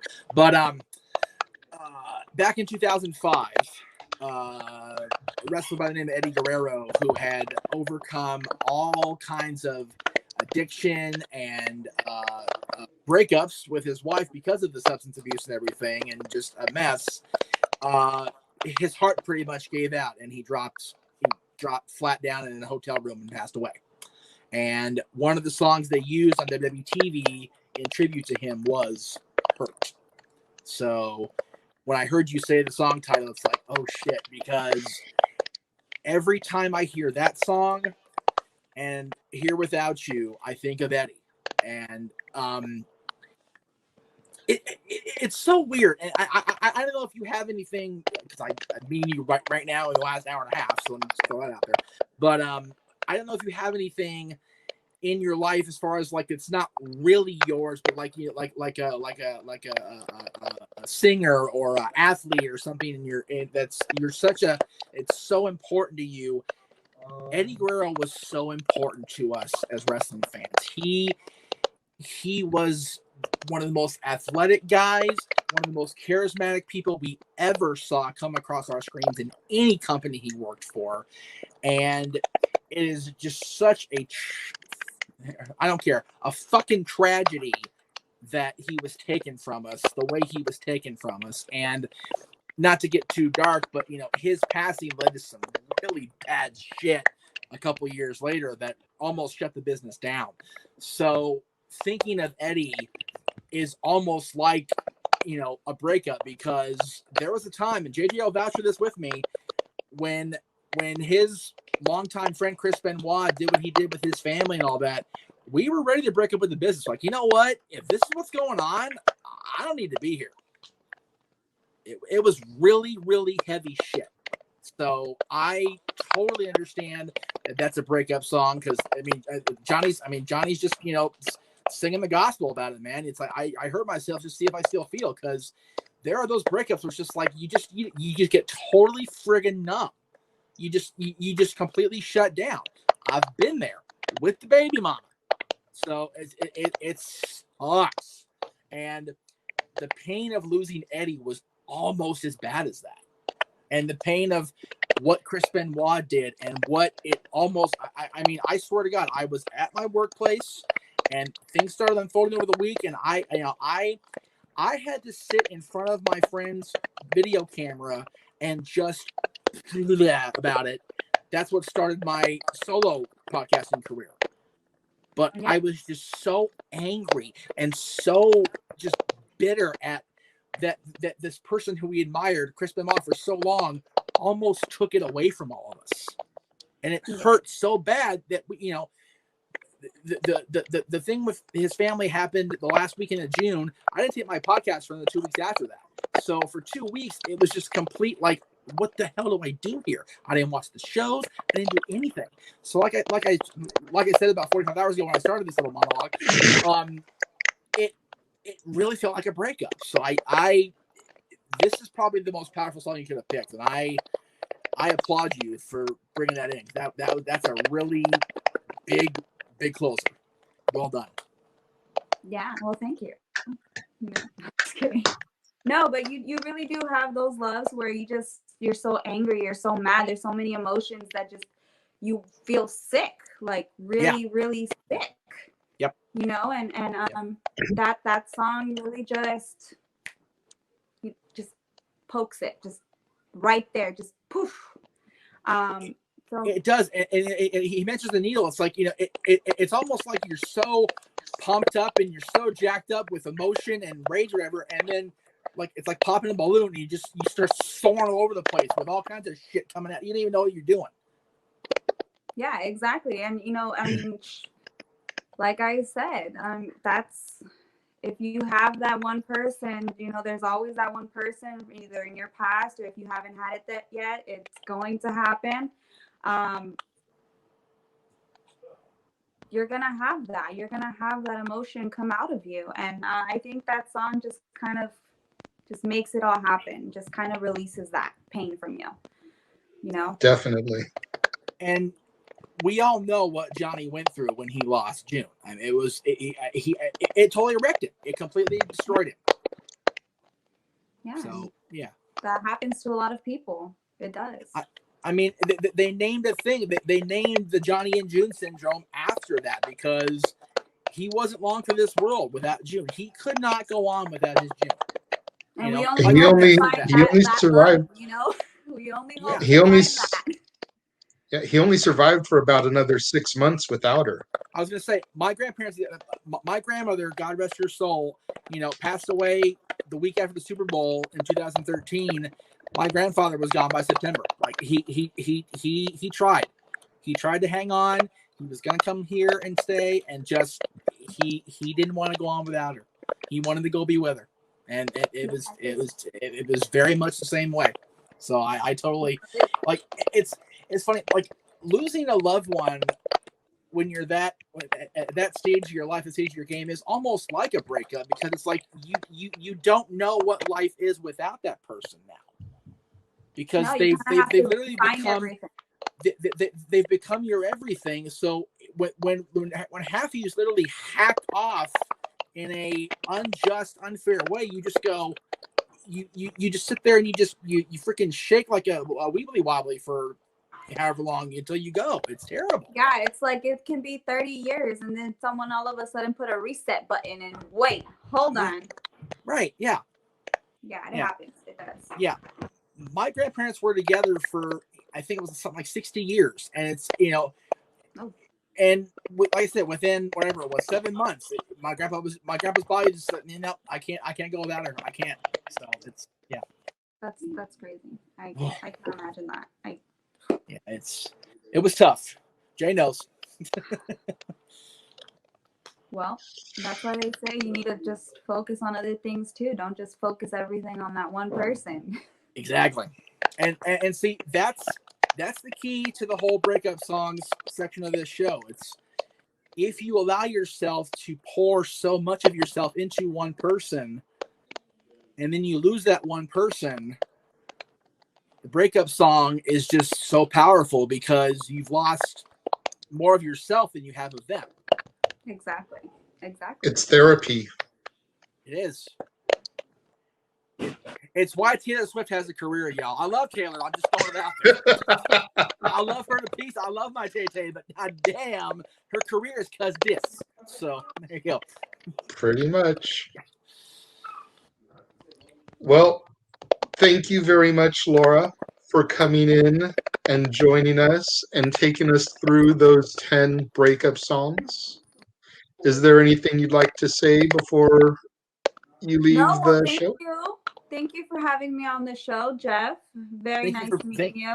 It's very nice meeting you. Thank you for being on. We'll definitely once this damn pandemic was, we actually go outside and be like real people and stuff. We'll have to get together and go hang out and just go do anything besides be in the house. Let's go to Disney World. I'm actually saving to take my boy to Disney World for his high school graduation. So you've got about 6 years. Start saving up.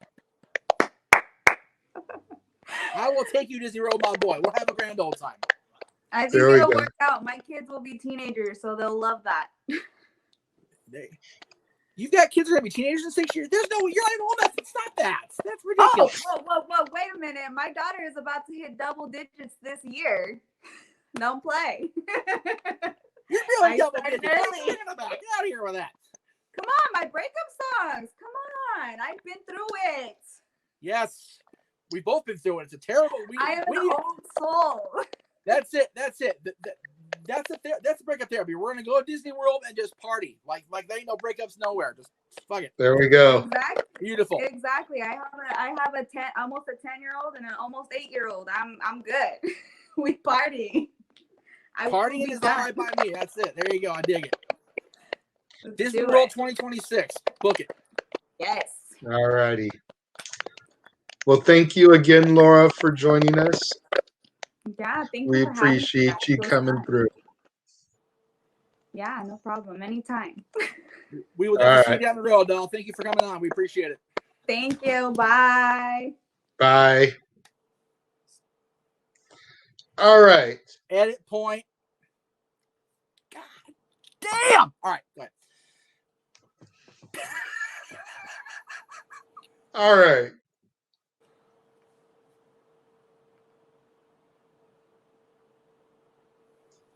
Thank you once again to Laura for joining us today. I don't know, you had a solid top 10, and then we had the therapy that was her breakup songs. Like, I know my songs are good, but it's like, how do you follow that? Bring us out of the darkness, brother.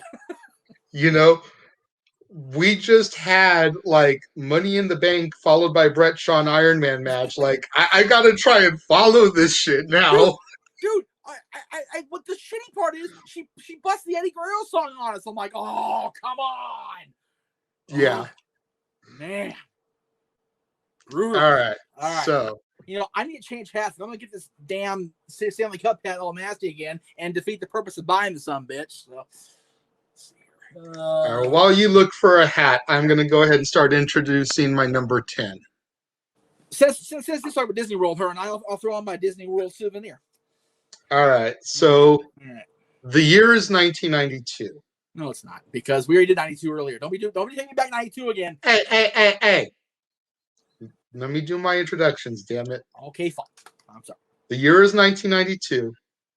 Beverly Hills 90210 is killing it in the ratings. Oh, God.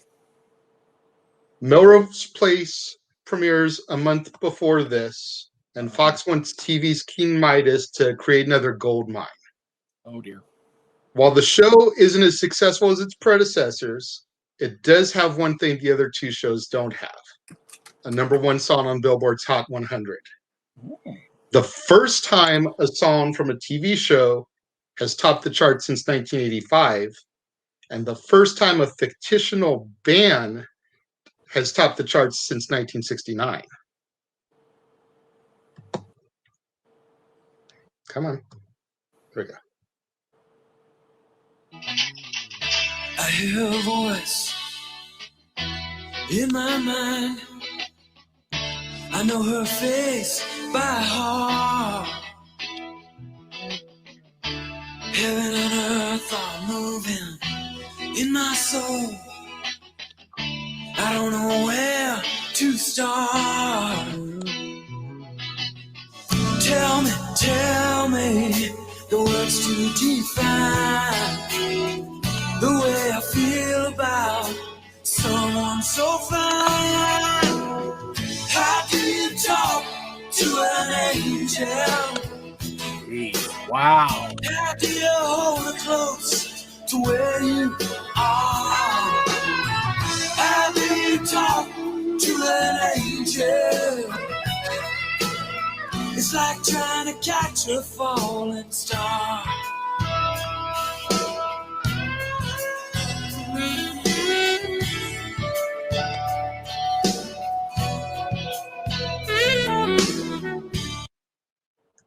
How Do You Talk to an Angel by The Heights. Specifically on vocals, Jamie Walters, who would in fact come to 90210 a few years later after The Heights had dried up its course as Ray, Donna's abusive boyfriend, and he just became a full-blown dick in that version, but you know. Yeah, I was like, wait a minute, that's Ray Pruitt, but what the hell does that have to do with not now? I was so lost. I totally forgot about The Heights, man. That's how freaking out of it I was. Because it only ran for a season during the summer. I think it only had like 10 episodes. Like, it did not do 90210 or Melrose numbers to have the longevity. Right. But that soundtrack was golden. I used to play the crap out of that CD. Yeah. And not just How Do You Talk to an Angel, but Common Ground, Friendship, Battleground. Hell, there was a song called Natalie. Oh, jeez.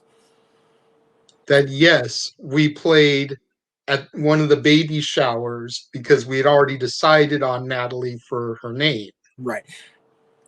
Correct me if I'm wrong, didn't Ray Pruitt perform How Do You Talk to an Angel on 90210 at some point? No. I could have sworn he did. Okay. No. All right. Not to my knowledge. I was way out of 90210 at that point by the time he became a full-on character. Right. But I know they promoted his solo single Hold On. Right. At some point, but I don't believe he did How Do You Talk to an Angel. I'm about to go back and watch because I watched those not too long ago. I could have sworn at one of the After Darks he did, but again, you know, maybe. That's a lot of concussions to go for me. So yeah. You know. Number 9. It's going to be a little bit of a change of pace because I'm trying to cover a little bit of everything in my top 10. You know, we got fictional bands, we've got rock, we've got folk, we've got oldies. Yes, there's going to be some country. Hey, to my credit, you know, I'm sure you were thinking it was going to be Disney and country all the way from me. I was pretty diverse in mine. I did pretty good there. Yeah. Number 9 for me is a hip-hop song. Okay, well, I didn't go there. I know you didn't. And hip-hop really hasn't had too many true love songs. Right. You think about hip-hop, and most songs that have to deal with love still are bitches and hoes and all this stuff. And it's just like, man, that's not a love song. No, not really. And granted, there is profanity in this song, but I found a clean version. We talked about 4F and Laura was on, so we screwed anyway on the money anyway. Personally, though, I feel this is the greatest hip-hop love song to ever be released. Whoa, that's some pretty high praise there from Master Williams. Came out in 1995. It was a remix of a song that appeared on this artist's debut album. Okay. Contained a sample. You want to talk about how classic this was. It contained a sample of a Marvin Gaye, Tammy Terrell song. Oh, jeez.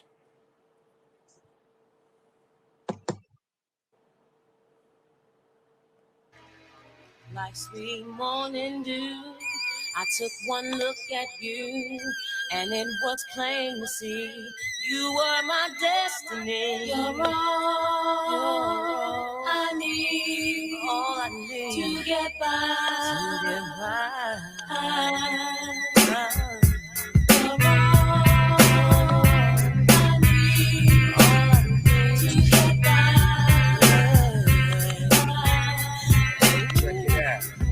Shorty, I'm there for you anytime you need me. For real, girl, it's me in your world. Believe me, nothing make a man feel better than a woman. Queen with a crown that be down for whatever. There are few things that's forever. My lady, we can make more or make babies. Back when I was nothing, you made a brother feel like he was something. That's why I'm with you to this day, boo, no frontin'. Even when the skies were gray, you would rub me on my back and say, baby, it'll be okay. Now that's real to a brother like me, baby. Never ever give my your way and keep it tight, alright? And I'ma walk these dogs so we can live in a fat crib with thousands of kids. Word light, you don't need a ring to be my wife. Just be there for me and I'ma make sure we be living in the lap of luxury. I'm realizing that you didn't have to with me, but you did. Now I'm going all out, kid, and I got mad love to get. You my nigga.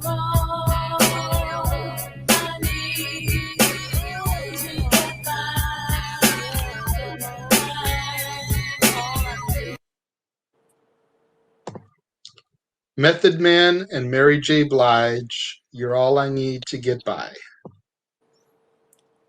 I'm not gonna lie, that was actually a pretty cool little mix. Production by RZA, longtime Wu-Tang Clan producer. There's just not enough good things I can say about that song. I mean, Right. The vibe is just totally chill. You bop your head to it, and realize you didn't have to mess with me, Right. but you did. Now I'm gonna go all out for you. Like,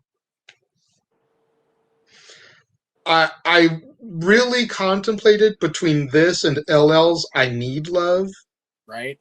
but That one I I knew. just feel like the Method and Mary J was the superior song at the end of the day. Makes sense. Number 8, definitely influenced by my roommate. Uh-oh. Something I was introduced to by her. Mhm. It's about two people that have been so beaten down by love, so broken, trying to decide if they're ready to let their walls down to try to love again. And from the moment that I heard this song live when I was first introduced to them back in 2014, Oh boy. it's become one of my favorite songs of theirs. I know what you're gonna play.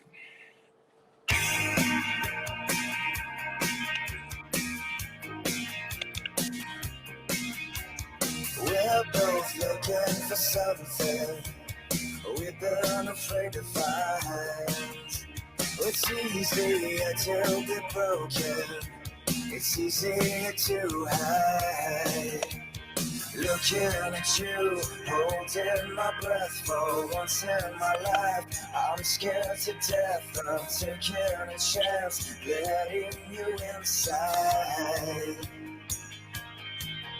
You're feeling alive all over again, as deep as the sky, until my skin like being in love, said for the first time.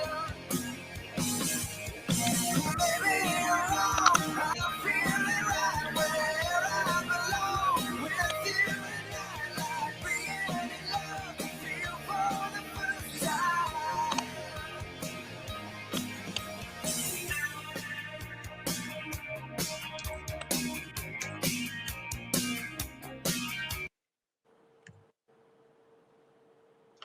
First Time by Lifehouse. Like I said, we've all been there. We've been Oh yeah. in those relationships that just end poorly, and you take the time, and are you ready to get back into one? Are you ready to let your walls down, and let someone inside? Like he says, it's easier to be broken. It's easier to hide. I'm taking a chance by letting you inside. Are you going to do to me what the others have done, or is it going to be a difference? Exactly. But yeah, from when I went to that concert, I really only knew their 3 big hits. Right. And coming out of the concert, that song just kind of like stuck with me and has become one of my top 5 of that band. So Yeah, it's funny. When I was first introduced to them, I barely knew their stuff, and I only say that because I didn't know it was their stuff, if that makes Yeah. any sense. Like, I You knew heard the the song, but you didn't songs. know the band that sang the song. Right, exactly. And then when I got, okay, got it. Okay, well, yeah, I've always liked them. And then we had a bond, and it was good. So there you go. Good shit, pal. Yeah. Let me see. Let me scroll down my little list here. Okay, number 7 for me. Okay. Another influence in my life, my mom. Oh. This song was written in 10 and a half minutes in 1974. Okay. An ode to his then wife, and it's just a beautiful, pure expression of love. In my opinion, they just don't write songs like this anymore these days, and I think that's just a tragedy. You'll occasionally find some, generally in country music, but rock, pop, R&B, even, like, you don't find songs that are just as true and pure expressions of love these days as you'll find in my number 7.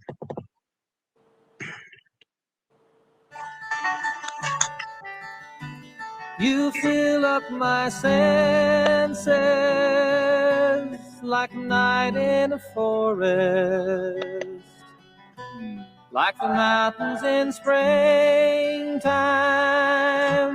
like a walk in the rain, like a storm in the desert, like a sleepy blue ocean. You fill up my senses, come fill me again. Come, let me love you, let me give my life to you. Let me drown in your laughter, let me die in your arms, let me lay down beside you, let me always be with you. Come, let me love you, come love me again.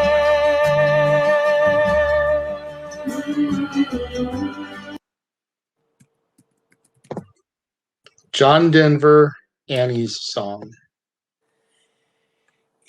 I honestly feel like I robbed myself inadvertently because I really didn't get into John's stuff until it was too late.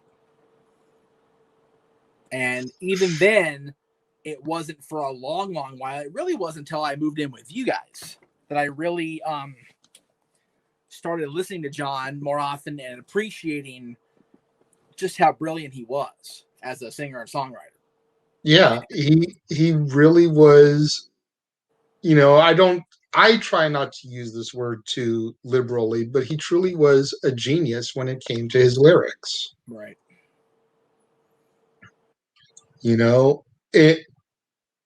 You talk sometimes, we were actually having this conversation at the house the other day, and the fact that you played Dolly over Whitney, the fact that Laura used Johnny Cash's version of her, we were having this conversation about covers that exceeded the original, and there's some out there, but more often than not, I've always been a staple of go with the original. Right. Whitney's version of I Will Always Love You is definitely one. Johnny's version of Hurt is definitely one. John's version of Mother Nature's Son by the Beatles, I feel, is one of them. And you know how much I love the Beatles. Oh, without question. But knowing the way that John was, the humanitarian, the environmentalist and everything, it just seems more fitting for him to have a song called Mother Nature's Son, right, than to hear Paul McCartney sing it. It's like, I just don't believe the words when Paul is singing it, but when John sings it, you believe it. Oh, yeah. and just an amazing lyricist that was taken from us way too soon. Yeah, I mean his loss, and like it was just one of those things that we talked about a lot last year, as far as it could have been preventable. Preventable is the word, man. It's terrible what happened. Yeah. Number 6, we're going to go from one beautiful song to another. All right. This song, over the course of its 3 verses and even the little refrain that ends the song, is just an amazing story song. Okay. Even without the music video that goes with it, it's the type of song you can just close your eyes and watch the story unfold in front of you. Okay. And I've always loved those type of songs. Absolutely. I edited these songs. As you can see, they kind of taper right off at certain points. I snipped these. We're going to come into this song in the second verse. Okay.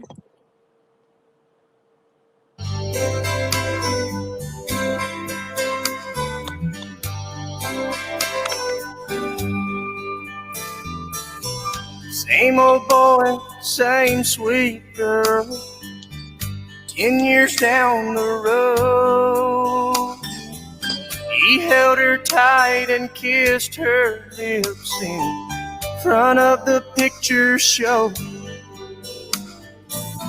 Stranger came and pulled a gun, grabbed her by the arm, said, if you do what I tell you to, there won't be any harm. And Johnny said, take my money, take my wallet, take my credit cards. Here's a watch that my grandpa gave me.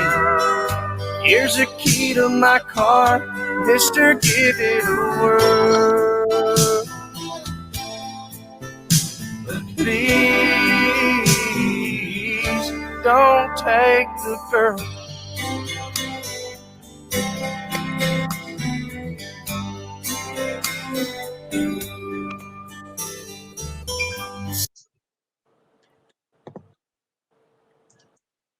That's one of those songs that it came out when we were so young that you know what the hell love is at that point, right? You may not have. I was 20 years old when that song came out. Wait a or minute. roughly 18 years old. When did that song come out? Mid-90s? 94, 95? Okay, well, I was. Okay, well, all right. Well, I was starting to get to the point where my body was trying to figure out what love was. But that's the point I was trying to make before I called you an old fogey. Was that shit hits you right in the feels, man. You mean 12, Definitely. 22, 82? It don't matter. Yeah. Right in the gut, man. and I chose to start it there because the whole first verse, as you know the song. Oh yeah. For those that don't know, it's "Don't Take the Girl" by Tim McGraw. The first song, they're like 6, 7 years old, and the little boy's about to go fishing with his dad, and the little girl comes through the front gate. And "Don't Take the Girl" is like, take any of my other friends, just don't take her. Right. Even says, take any boy in the world, but why are you going to bring the girl? Right. And then the second verse where we picked it up, it's 10 years later, and now they're in love. And they're getting robbed at gunpoint, and it's like, take all of my worldly possessions, just don't hurt her. Right. Exactly. Is there a much better declaration of love than that? Like, take my car, take my credit cards, take my money. Here's the watch my grandpa gave me. Just don't take her. If you gotta take me. Just don't take her. Yeah. Number 5 on my list. There we go. Midway through the ranks here, another source of inspiration. We've had my roommates, we've had my mom. This one comes from my dad. Oh, it's a pop song. All right, here we go. All right. This song was called the greatest love song of the past 50 years when it came out by one artist that eventually covered the song. Oh, okay. However, the same man used to credit this song as a Lennon-McCartney composition, and George Harrison wrote it. Ah, okay. The man that heaped that praise was Frank Sinatra. This is the song he was talking about. Some tall cotton in this song. Jeez.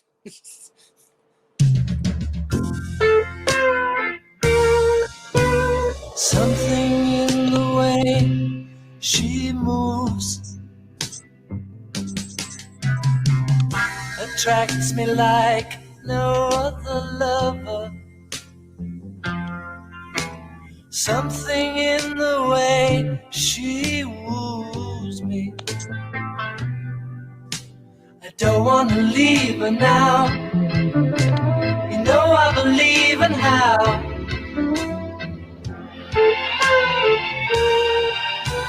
Somewhere in her smile, she knows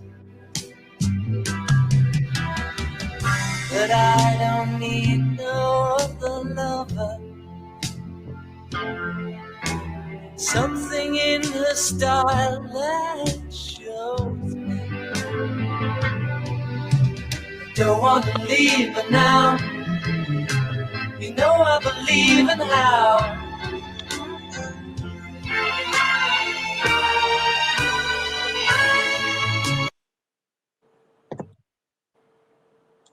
Something by the Beatles. Yep. John Lennon even said that that was his favorite song off of Abbey Road. Wow. That's high praise from Seriously, the authority. when you consider how held down George's compositions were over the years, yes, for it to be called the greatest love song of the last 50 years by Frank Sinatra and John Lennon's favorite song on the album. That's Do I need to say anything else? Yeah, I'm gonna say that's everything in about 3 phrases there. Boom, you're good. Yeah. Jesus. All right, now we're going to get to the part of my list where, for the first time ever, I actually reorganized some stuff. Uh-oh. You know how long I've been sitting on this list of songs to do this show. Yes, we planned to do this originally back in 1945, and we've been waiting, so. And that's all me. It's all me. Half of these songs weren't even written then, dude. Come on, let's not be that retarded. We've been trying to do this since the holidays. Let's leave it at that. But yeah, so full disclosure, I have a tie for number 1. Okay.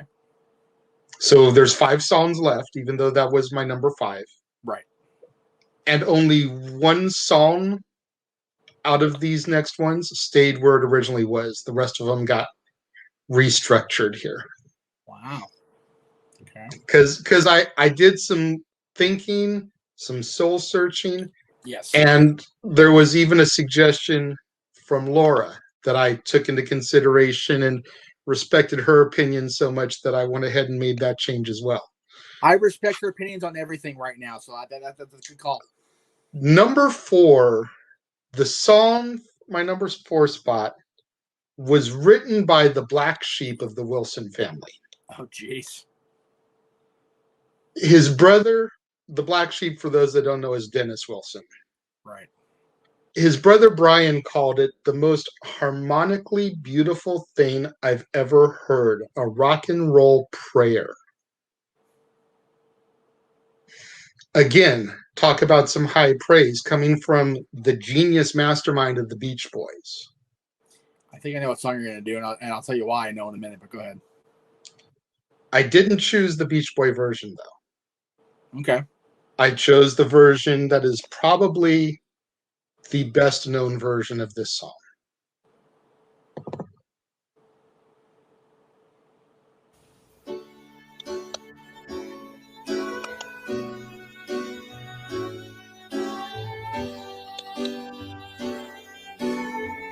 I was wrong about my thought, by the way. If every word I said could make you laugh, I'd talk forever. I hate you. I'd ask the sky just what we had. It shone forever.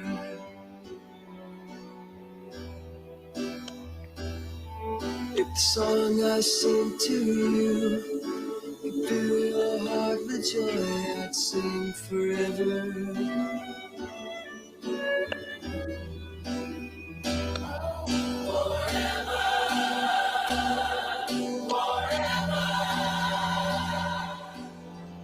I've been so happy loving you.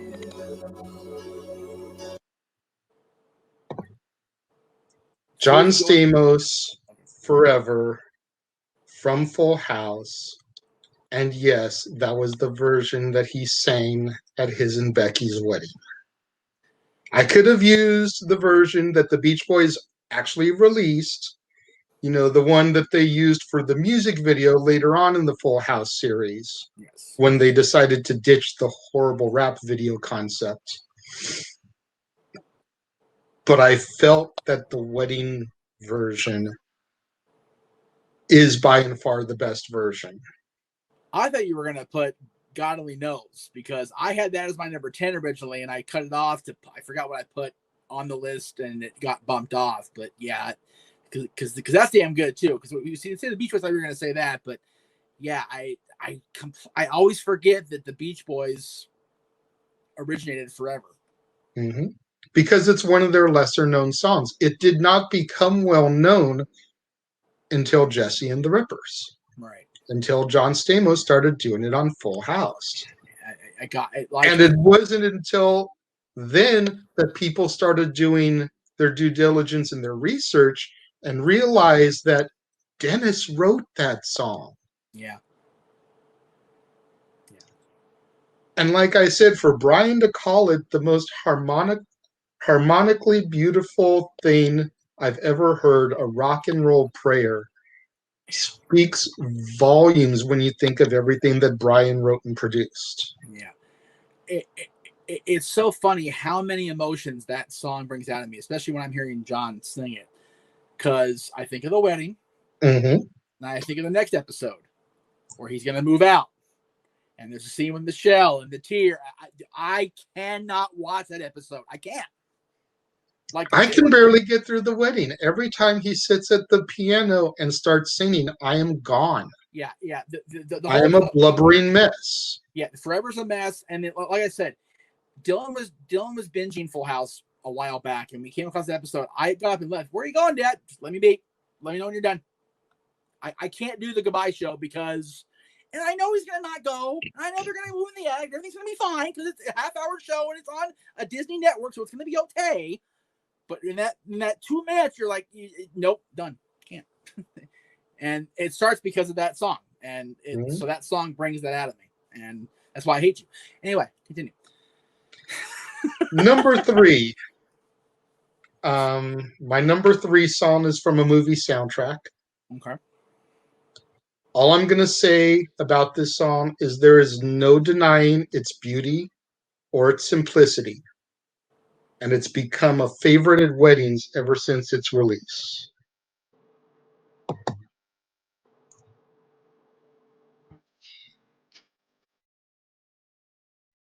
Jeez.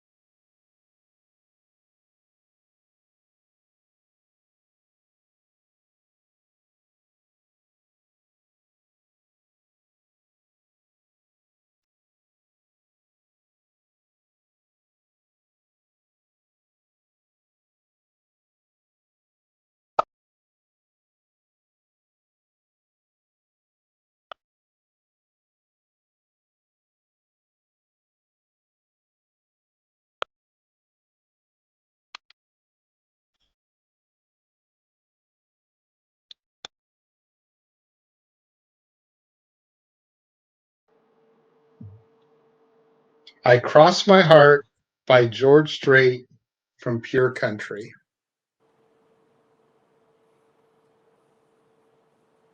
Go ahead and say it. I hate you, Jay. No, it's I Or are you kicking yourself for not having thought of it? neither. I can't say it on public air. I'll tell you later. Okay. I honestly almost had Check Yes or No because I think that's an adorable love song. For the record, I that song. Me too. I love that damn song. Like I have it on my playlist, like on my regular playlist, and like I'll skip this stuff that comes on. I put the phone down. I'm like, all right, time to get shit done because that song's just adorable. But God, Cross My Heart. It is. I beautiful. love Check Yes or No too, and it was honestly between those two songs. Exact same thing. Yeah. But when you talk about the long-lasting impact as a love song, like I said, this song has been used at just about every country-themed wedding ever since it came out. Pretty much. Yeah, I've been to a few of them, and it's always there. And probably at least half of non-country weddings. Right. Because you can totally trick that out and make it sound like a different form of music, and it still works. So, ironically speaking, when we were originally going to do breakup songs, When Did You Stop Loving Me from the same movie was on my list. Right? Yeah, exactly. There's so many artists that we touched on that travel both lines beautifully. And, you know, it was definitely in contention. But then when we decided to bring Laura in as the guest to do breakup songs, it was like, okay, easier now than trying to rank this stuff. Sorry about that. I had a little bit of a blip there. No worries. That is why George is the king of country. It's anyway. Number 2 on my list. Full disclosure. I lost you. Hang on. I could have. I can't hear you, Jay. Give me a second here. I don't know why I lost you here. Let's see here. Try it again. Hello, hello. Nope, I can't hear you. God damn it.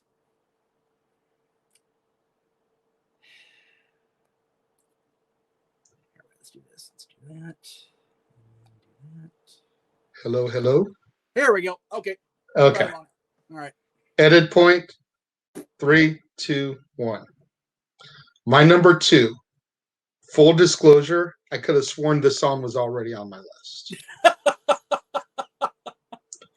But when I was reviewing everything before. Sorry. Go ahead. Okay. Number 2. Full disclosure. I could have sworn the song was already on my list. Jesus. But when I was reviewing things over last night and this morning to get ready, I realized it wasn't.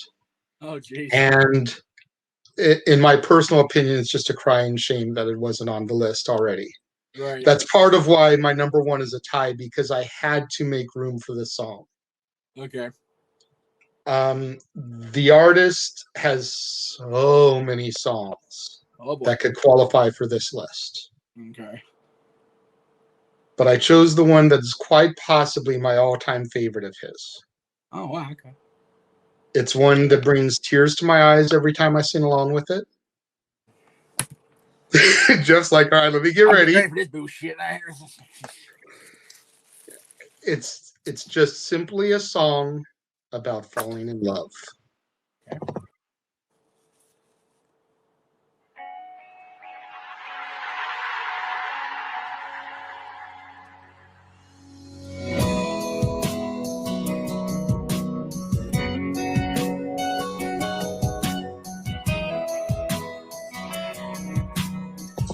Can you not hear it? Nope. Can't hear a thing. You need to put it back in your thing? Yeah, I'll do it. That's fine. Just hang on. Okay, edit point again. Hang on. All right, go for it.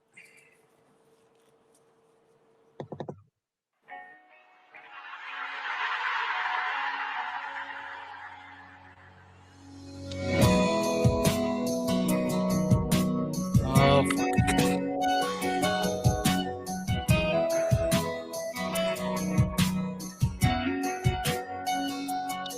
She was sitting all alone over on the tailgate, tan legs swinging by a Georgia plate.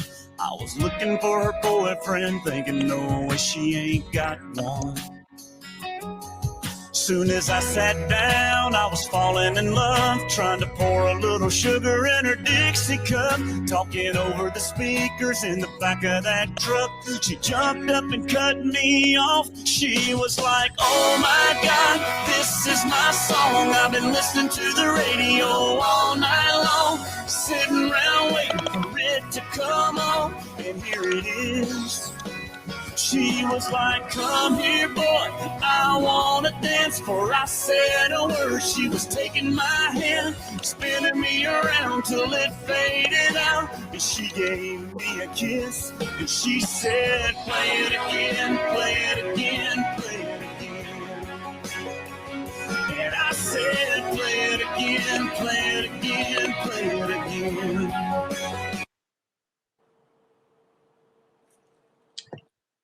I hate you, Jay. I know.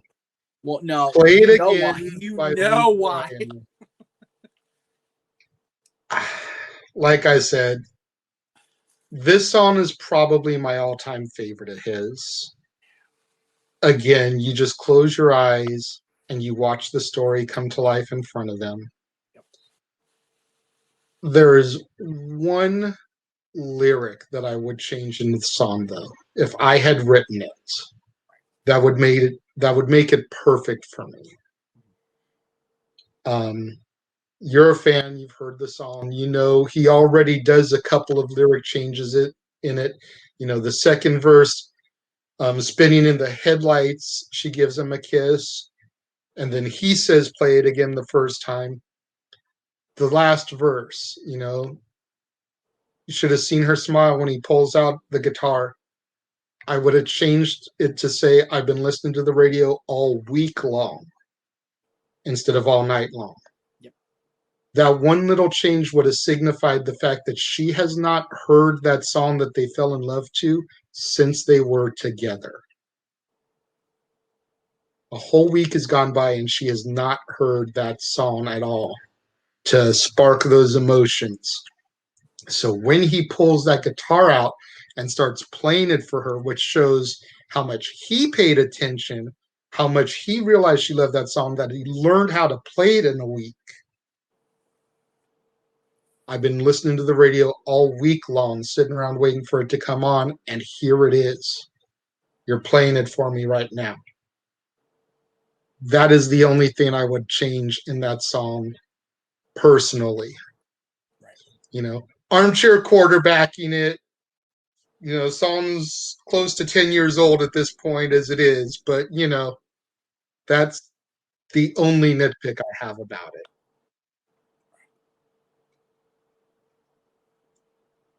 Anything you want to say about that song, sir? Because I know how much you love Luke, too. I'm not getting in trouble. Fair enough. Yep. Fair enough. Thank you. The other one I contemplated putting on was Roller Coaster, but I felt like this was the better song, and like I said, probably my favorite of his. Roller Coaster would have been better on me, but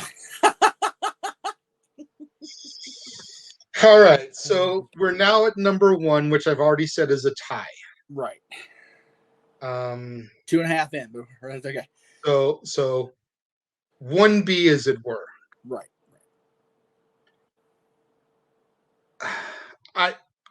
I'm just going to play it, and I'll talk about it afterwards. That sounds good.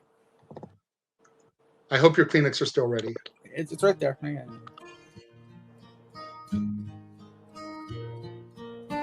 It's amazing how you can speak right to my heart.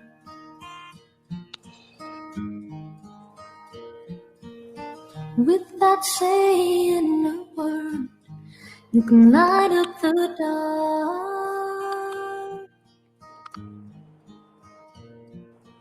Try as I may, I could never explain what I feel when you don't say a thing. The smile on your face lets me know that you need me. There's a truth in your eyes saying you never touch of your hand says you'll catch me if ever I fall. Yeah, you say it best when you say nothing at all.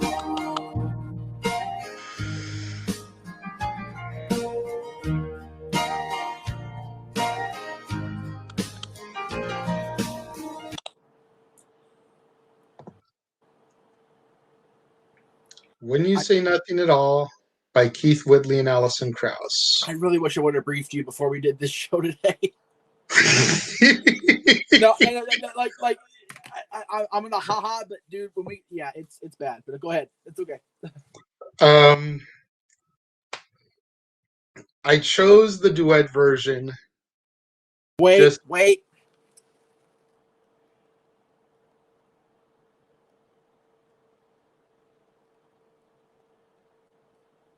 Carry on. I chose the duet version right, simply because it was the version I always wanted to hear. You know, Keith Whitley released his version in 1988. He was the originator of the song, obviously. Right. But then, like 9 months later, he passed away. Yeah. 1995 came around, and Alison Krauss recorded her version on a Keith Whitley tribute album. And I don't remember where the duet version originally came from. I want to say it was a DJ at a radio station took the two versions and spliced them together. And it's beautiful and haunting at the same time. Yeah, for sure. Because Keith's voice, with the echo and the tone to it, sounds like it's coming through from the other side. Right? I was thinking the same thing, man. And Allison has got this pure voice, almost angelic quality to it. Yeah. Yeah. So, I mean, I know I said earlier that usually I always go with the original. If I have to pick between the two solo versions, I always go with Allison's. Right. Just because of her voice and how pure and innocent it sounds. Nothing against Keith Whitley. Right. No, definitely not. But she just nails that song. Oh, yeah. But I felt like it would be a disservice to Keith to not locate the duet version and have both of them singing it together for show purposes. Absolutely. I 100% agree with that. Speaking of duet for show purposes and disservices, 1A. Drum roll, please. Version number 1 was released in November of 1993 as a country single. Okay. Version number 2 was released in April of 94 as an R&B single. Okay. Both versions topped their respective charts, number 1. 22 years later, they came together to re-record the song that arguably became both people's signature song. And it is my number 1.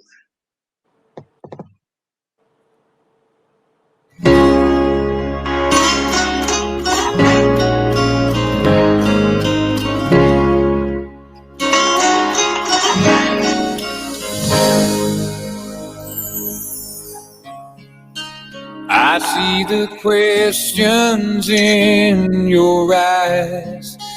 I know what's weighing on your mind, but you can be sure I know my part. 'Cause I'll stand beside you through the years, and you'll only cry those happy tears, and they'll all make mistakes. I'll never break your heart. I swear by the moon and the stars in the sky, I'll be there. And I swear, like a shadow that's by your side, I'll be there. For better or worse, till death do us part, I'll love you with every beat of my heart. And I swear,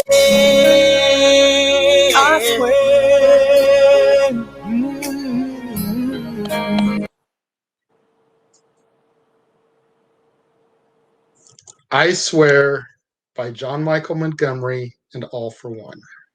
Yeah. Originally, this song was my number 4. Right. George was still 3. Forever was 2. Say Nothing at All was number 1. Mm-hmm. It took convincing from Laura suggesting that this should be number 1. If for no other reason but the fact that 2 completely different genres took it to number 1. I don't know if that has ever been done since in the history of music. As far as 2 different artists, I don't think so. It just came so, and to hear them duetted together, like I said about When You Say Nothing at All, it would have been a disservice to All for One to not use their version. It would have been a disservice to John Michael to not use his version. So what better than...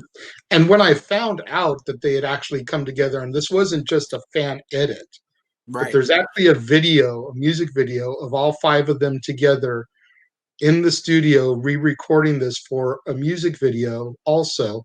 Right. It's perfect. It is. It really is. You're absolutely correct. So there we go. Our list for the top 10 love songs and breakup songs.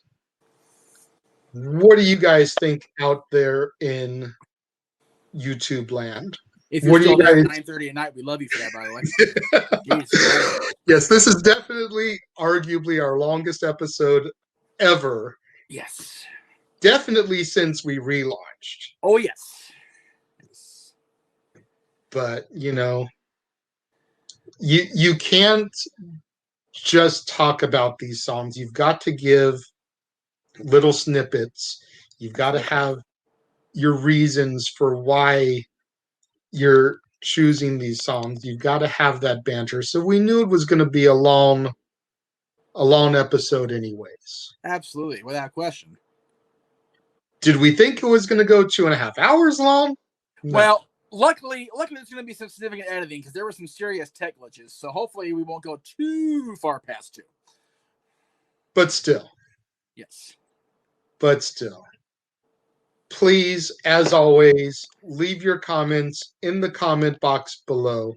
Let us know what love songs we left out. Let us know what breakup songs we left out. Like I said, I did eventually come up with 10 for breakups, but it was a lot harder than I thought it was going to be. So I had no problem scrapping that list. Right. But yeah, as always, our content, our selections are subjective entertainment. We don't expect y'all... I don't mess with the banners today. They're all glitchy anyway, so... I don't expect y'all to agree with every one of our songs. Oh, goodness, no. But hopefully you can vibe to and feel where we're coming from on a good number of them. Jeff, anything else you want to... I am going to need to take a nice long break because I'm a wreck. Between our 21 songs and Laura's 10, I'm a mess, and I'm gonna need to tell you why I'm a mess when we hit the end button. But yeah, it's This is why I don't do the lovey-dovey stuff, because I haven't done this stuff internally in a long time, and I don't, because that's the thing about music. And, you know, whenever we do song stuff on this show, whether it's wrestling themes or, you know, Christmas songs or whatever, music is meant to touch the soul. Even those that don't have a soul, like us ginger folk. It's meant to tug at your heartstrings, and my heartstrings have been dragged across the damn house today. So I'm gonna say goodnight, because it is 9:30, because we started at 7 Eastern, and we love you for sticking around. So we love you. Thank you very much. In 2 weeks, now we've done February, and we did the wrestling couples a couple weeks ago, and we did the lovey-dovey boo shit today. March is on the horizon. So first of all, I'm getting a year older, so screw y'all. And second of all, it's WrestleMania month, kids. Oh, yes. Yes, we've got 3 shows in March, all wrestling-related content. Even the non-wrestling show is wrestling-related. That's right. That's right. Because we have to with WrestleMania. We've got to keep the content flowing. That's it, baby. We promise. As soon as Mania is over, we'll get back to, well, we don't really do normal, but as normal as we get around here on the Jeff Meacham Network. Yeah. We'll get back to more non-wrestling type of topics. Every other April. Yeah, every other show. Exactly. So it is a great day, and I got a great news thing on my feed here. I'll share it off air, because it's going to be 4 weeks old by the time I read it to you guys right now. Yeah, so you know. Thank you all so much for watching. Thank you again to Laura for coming on the show. You are welcome to come on the show anytime you want to come on the show. And that goes for everybody that we ever bring into these shows, you know, that contribute. And if you've commented along in the chat room the last 2.5 hours, God bless you. I love you people. I really do. And honestly, if you've been able to find a way to subscribe to the Jeff Meacham Network and get those view counts up and get that money flowing in my pocket for my birthday, I love you even more. And again, 2 weeks. It's March, baby. The Ides of March. Beware of the Ides of March, because when it gets to March on my shows, it's time for WrestleMania. So thank you guys for watching. I greatly appreciate it. I know JJ does, and I'm sure Laura does, wherever if she's dealing with work right now, God bless her, because it's crazy over there at the Land of the Spark. He is not near as crazy as it was over the holidays, though. It's calmed down. Very true. And let us all praise the gods of retail, and the holidays are over. Woo! Yeah. Anyway, he is the Renegade. I am the Professor. We will see you guys in 2 weeks on the Dads, Not Always on Wrestling.